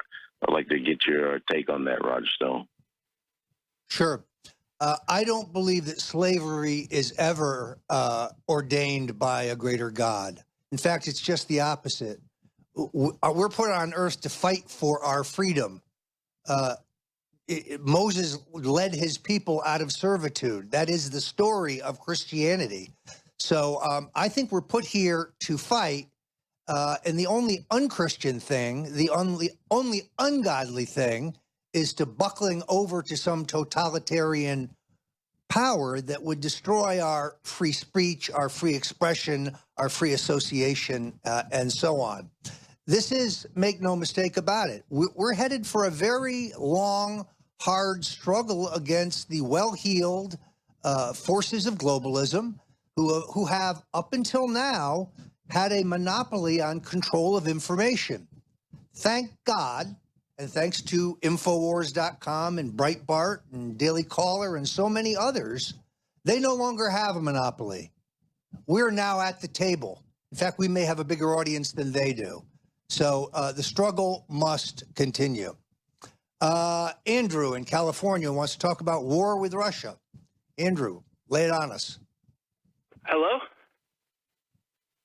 Yes, sir. Go ahead. Oh, yes, hi, indeed. How you doing, Mr. Stone? I first just wanted to say thank you for, all the great work you do and, everything you've been doing. But, yeah, I just wanted to see what you think about all the things going on just with the last few days of Obama and his legacy. I'm just worried about this, them trying to start something with Russia and, with all these fake allegations and whatnot. Well, I think it is kind of odd that for 8 years the Russians have pushed Barack Obama around like a child, and they moved on Crimea. They have perpetrated numerous acts against the United States, and Barack Obama's done nothing. Now, suddenly, with less than 20 days to go in his presidency, he's going to expel a bunch of Russians on the basis of no evidence of hacking? Please. It is so transparent that this is a last-ditch effort to create a reason not to have the next president sworn in. Some of our European allies, who are perhaps not as sophisticated in the ways of Western politics, are still wondering whether Trump will ever actually get to the point where he has his hand on the Bible. But because we are a nation of laws and not men, I am confident that Donald J. Trump will take office as scheduled, and that we are going to then have an entirely new direction and a new fight over America's future. So Barack Obama, in all honesty, too little, too late. Derek from Michigan. What's on your mind, Derek? How you doing, Mr. Stone? I'm doing great. What's your question for today? Good. Hey, my question is, what do you think the next big roadblock is going to be for the president-elect in the next 2 weeks? I'm sure there's going to be another one. What do you predict? Well, it's rather hard to say once he gets the levers of power. I think it's also very important that, in my opinion, President-elect Trump could have as many as 4 appointments to the U.S. Supreme Court. Now, the first appointment, in my opinion, will be the most important. If you look at it from a historical point of view, first Franklin Roosevelt put one of his closest friends on the court, and then the other 3 jurists essentially became followers. In this particular case, I think Trump has a unique opportunity to rebuild the court. I'm not hoping that he appoints a right-winger to the court. I'm hoping that he appoints a libertarian to the court. That is my fondest wish, but I do think you're going to see action in that area in the next 2 weeks. And I can predict to you right now, the liberals and the Democrats and Chuck Schumer are going to go out of their minds. Danny, you've got a question.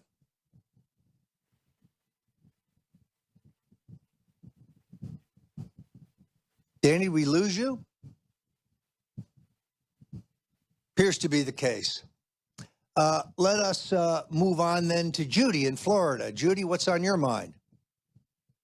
Hi, Roger. It's nice to talk to you. I really appreciate what you've done with Trump's campaign and your friendship with Trump.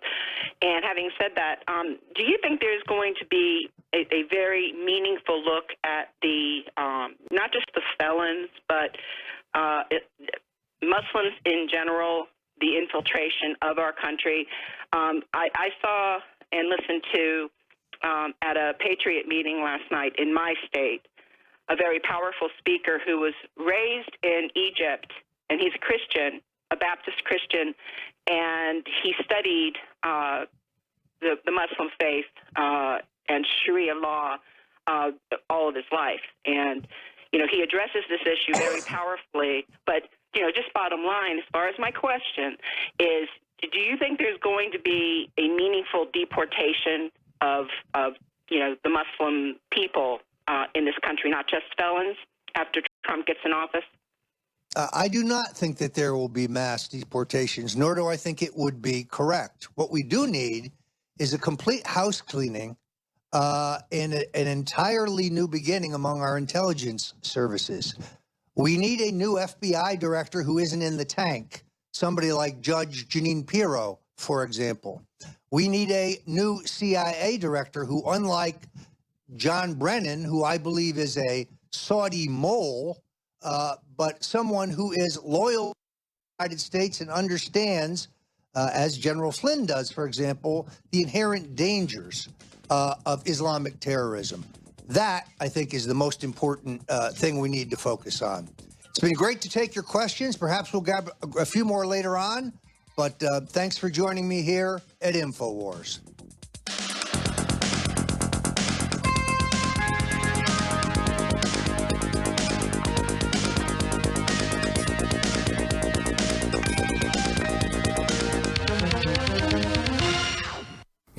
Introducing Vitamin Mineral Fusion from InfoWarsLife.com. We have worked for years with our chemists and scientists to create the most powerful and affordable, great-tasting multivitamin formula available. The all-new Vitamin Mineral Fusion drink mix at InfoWarsLife.com is loaded with a full month's supply of essential vitamins, minerals, and amino acids that your body absolutely needs. In the history of InfoWars Life, we've brought out a lot of amazing products like Survival Shield X2, Super Male Vitality, and so many others. But I am most proud of the product we're now launching today. With its unique delivery system and proprietary manufacturing process designed for maximized effects, this formula is the platinum standard of multivitamin mineral products. The ingredients in Vitamin Mineral Fusion are either plant-derived or of the highest quality lab standard. That means it's clean. That means it's pure. That's InfoWarsLife.com and Vitamin Mineral Fusion. Take action now before we sell out. It's headline news. The fourth estate is dead. So people are just getting, for the majority, those that aren't concerned about getting more information.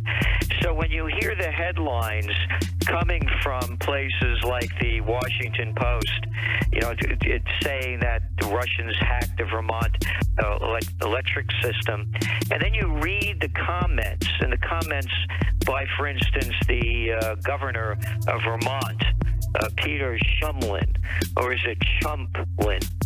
Quote, Vermonters and all Americans should be both alarmed and outraged that one of the world's leading thugs, Vladimir Putin, has been attempting to hack our electric grid, which we rely upon to support our quality of life, economy, health, and safety. This episode should highlight the urgent need for our federal government to vigorously pursue and put an end to this sort of Russian meddling. Would this guy go to the George Goebbels School of Journalism? What a little clown of a man, putting out a statement like this. on information that's now, according to the Department of Homeland Security, quote, no evidence hackers infected Vermont power grid. This is pure McCarthyism. What this little lowlife of a guy, this Governor Peter Chumlin, he's Democrat from Vermont. I want to read you another one. This is from Peter Welch. And by the way, these guys, when you look at their track records, these guys never worked a day in their lives, most of them. They've been playing the political game from the time. And they're out there promoting that Russia tried to turn the lights out 2 days after it's admitted to be more made-up crap. Here's what he says, this Welch. He said the attack shows how rampant Russian hacking, quote, is systematic, relentless, and predatory. They'll hack everywhere, even Vermont, in pursuit of opportunities to disrupt our country. We must remain vigilant, which is why I support President Obama's sanctions against Russia and its attacks on our country and what it stands for. These people should be thrown out of office. These little lying pieces of garbage. They admit it was fake. They made it up. It's a lie. It's a virus on a laptop that's generally all over the world, nothing to do with Russia. DHS admits it's all fake. The Washington Post had to retract. They're coming out today still being lazy, not getting with the program that, oh, this has already been retracted. This fake news has already fallen. Again, Russia doesn't want war. Russia isn't expanding. Russia wants to work with us. They would never do something. They've had their own airliners getting blown up, and they still don't call it terror because they know Obama's behind it. So again, they have no motive to do it. It's admitted it's fake, and Democrat governors are running around still saying that Putin did it.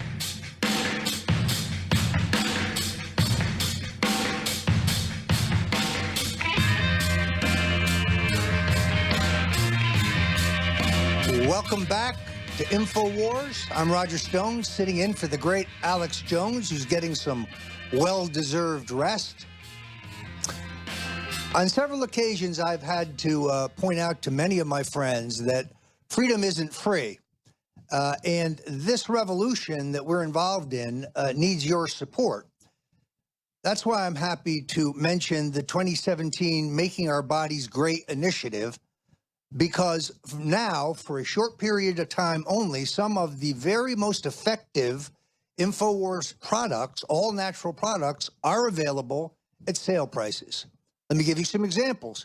Brain Force, without which I could never have finished my recent manuscript of 125,000 words, 30% off.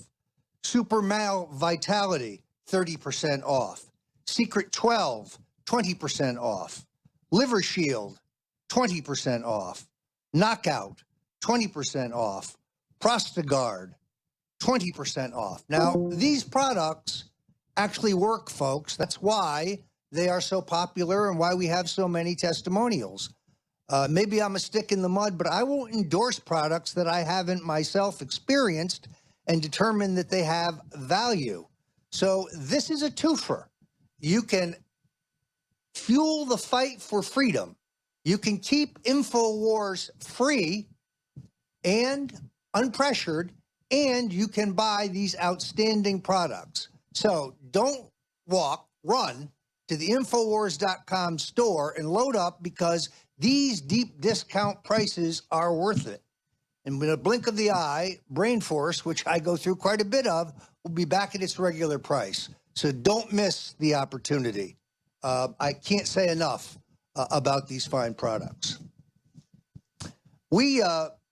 Apparently I missed a story a few months ago, but it does still merit attention. Right here down in Florida, the city of Pembroke Pines, there's a city commissioner named Jay Schwartz. Now, this loser may set the record for anti-American tone deafness of all time. Get this. On the week of 9/11, the anniversary of the terrorist attacks, Jay Schwartz proposed that his city officially designate May as Muslim Heritage Month. Now, here's where it really gets interesting. Since the days of Reagan, May of every month is designated by the president and by congressional resolution as Jewish American Heritage Month. So follow me here.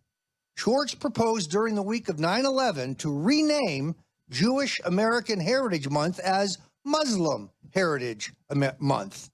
Why, you ask? According to the statement that Mr. Schwartz put out, when he made his resolution, it was because American Muslims have been striving to promote peace and understanding. Really? So why am I bringing this up? Because here we are, once again, Mr. Schwartz is back with his plan to designate the month as Muslim Month. Why does this guy hate America? Why does Schwartz want to wipe out the Jewish American Heritage Month? What's next from this character? So here's what I suggest, folks. We live in a democracy.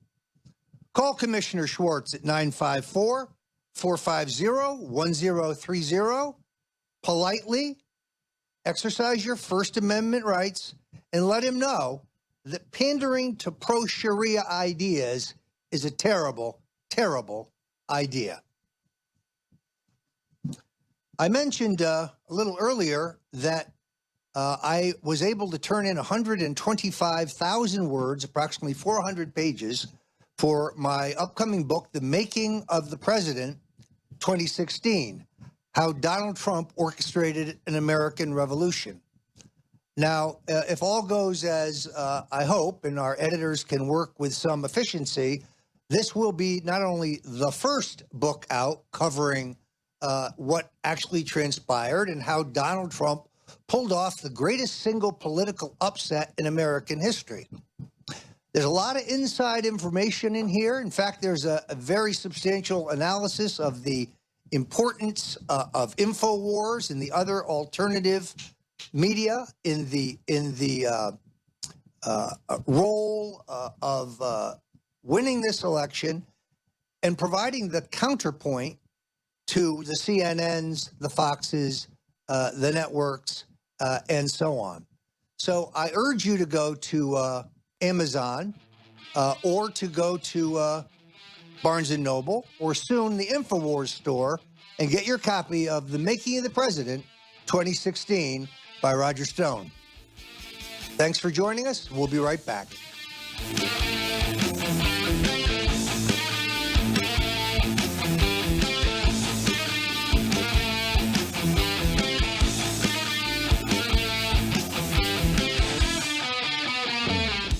We're on the march.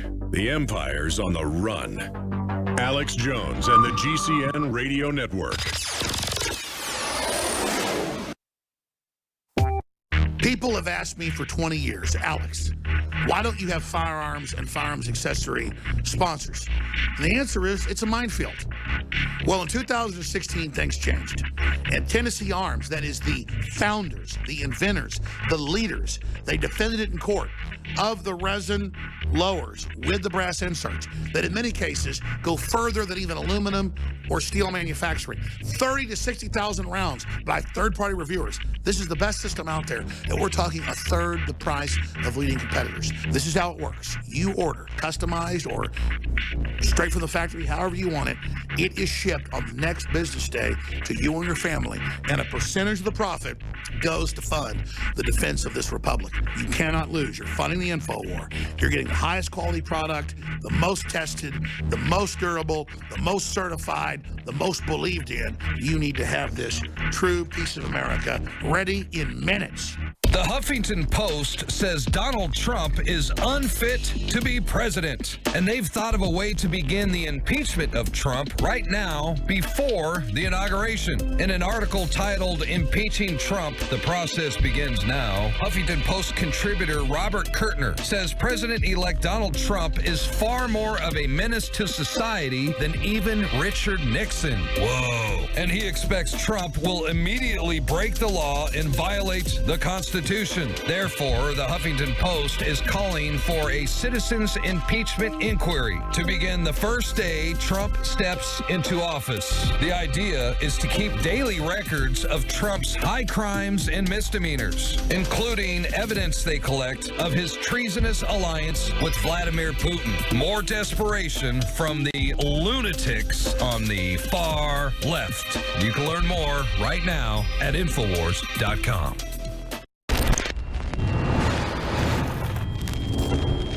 There's a crisis in America today. Tens of millions of us are addicted to cell phones. These little devices, according to many university studies and more, cause health risks such as depression, cancer, and social anxiety. How can we prevent these harmful devices from harming us and our families? I have the answer for you today. It's called the Block It Pocket. The Block It Pocket works by securing your phone in its safe, no radiation compartment. I use the Block It Pocket every day to protect me from harmful radiation and prevent others from stealing my stuff. Online, your entire persona is visible. Your credit card numbers, your email, everything about you that a criminal can use to hack and buy things under your name. With the Block It Pocket, this isn't possible. It blocks those harmful signals so that you can be safe. Go to InfoWarsStore.com today and make sure to secure your very own Block It Pocket.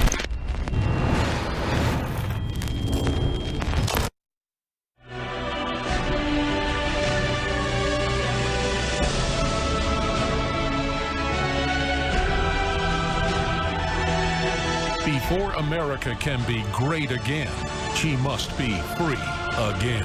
You're listening to The Alex Jones Show.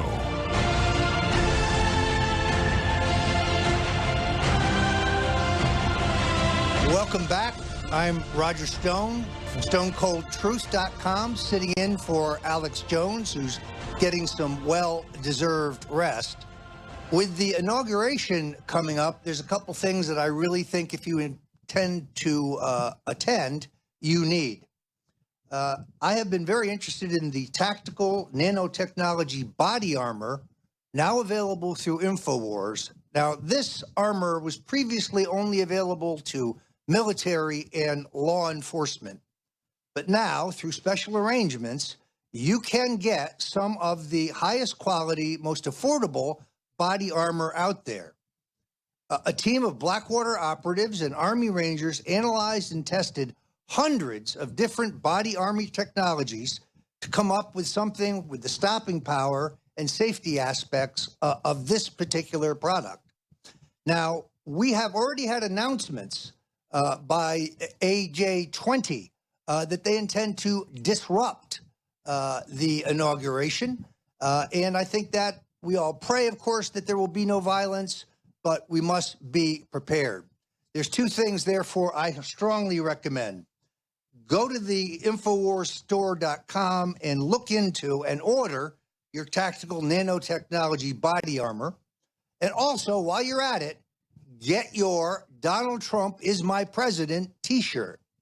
This is the t-shirt that the worker bees are going to be wearing. This is the t-shirt that lets people know that you've been on the team from the very beginning. Now, I'm very pleased to go to my guest. Peter Roth is a U.S. News and World Report contributing editor, longtime observer of the Washington political scene, former senior political writer for UPI, has long written about public policy for a number of publications, including the Asian Forum, Japan, the Daily Ledger, and others. Peter, welcome to Infowars.com. Thank you, Roger. It's a pleasure to be here. I specifically wanted to talk to you because I thought it was interesting that in this past week, last Sunday specifically, the New York Times printed an op-ed story in which they yet recycled the claim that President Richard Nixon interceded with the South Vietnamese in order to stall off a peace initiative by President Lyndon Baines Johnson that Nixon believed was designed to cost him the election. Now, there have been a number of books written about this. There have been a number of claims. Up until now, there has never been any direct proof of Nixon's personal involvement. A journalist named John Farrell claims to have found notes that indicate that Nixon discussed this with his chief aide, H.R. Bob Haldeman, who would later become White House chief of staff and, of course, go to jail in the Watergate scandal. So damaging was this story to Nixon that the New York Times couldn't resist running the whole story all over again on page 1 yesterday. What was your take on this? I know you are a... Proof. I mean, haters exactly. gotta hate, and I understand that. But there, at some point, Nixon's dead. It's Exactly right. over. Yeah, but there's they can't see. nothing new coming out, and there's nothing new in the New York Times story. They have a line or two that Haldeman apparently scribbled based on notes from a phone call. They have no record of Nixon having taken any action. There's no way to confirm with Haldeman what Haldeman meant when he wrote the note. This is the kind of thing where, you know, if your wife thinks you're cheating on her, she's going to find proof you're cheating, whether you are or not. Yeah, I think that's an excellent. The New York Times hates Nixon. They have always hated Nixon. They hate Nixon going back to Helen Gahagan Douglas. They hate Nixon going back to Jerry Voorhees. They hate Nixon because of Alger Hiss. They hate Nixon because he was right about so many things, and they will stop at nothing to continue to blacken his reputation. Yeah, I think this has to be put in a very important context. And it is this. Yes, Lyndon Johnson orchestrated a bombing haul. He had no concessions from the North Vietnamese, none whatsoever. It was a unilateral bombing haul meant to buy Hubert Horatio Humphrey the presidency. There was nothing behind it. So for anyone to say Nixon acted in a treasonous way and cost us peace is false. This was one politician outmaneuvering another. Remember. But you know, the other thing, Roger, in the New York Times, Jack Farrell says this in the story, that Johnson learned of this whole alleged story, which has permeated through the Washington corridors of power for 50 years now, is that Johnson learned through bugs and illegal surveillance.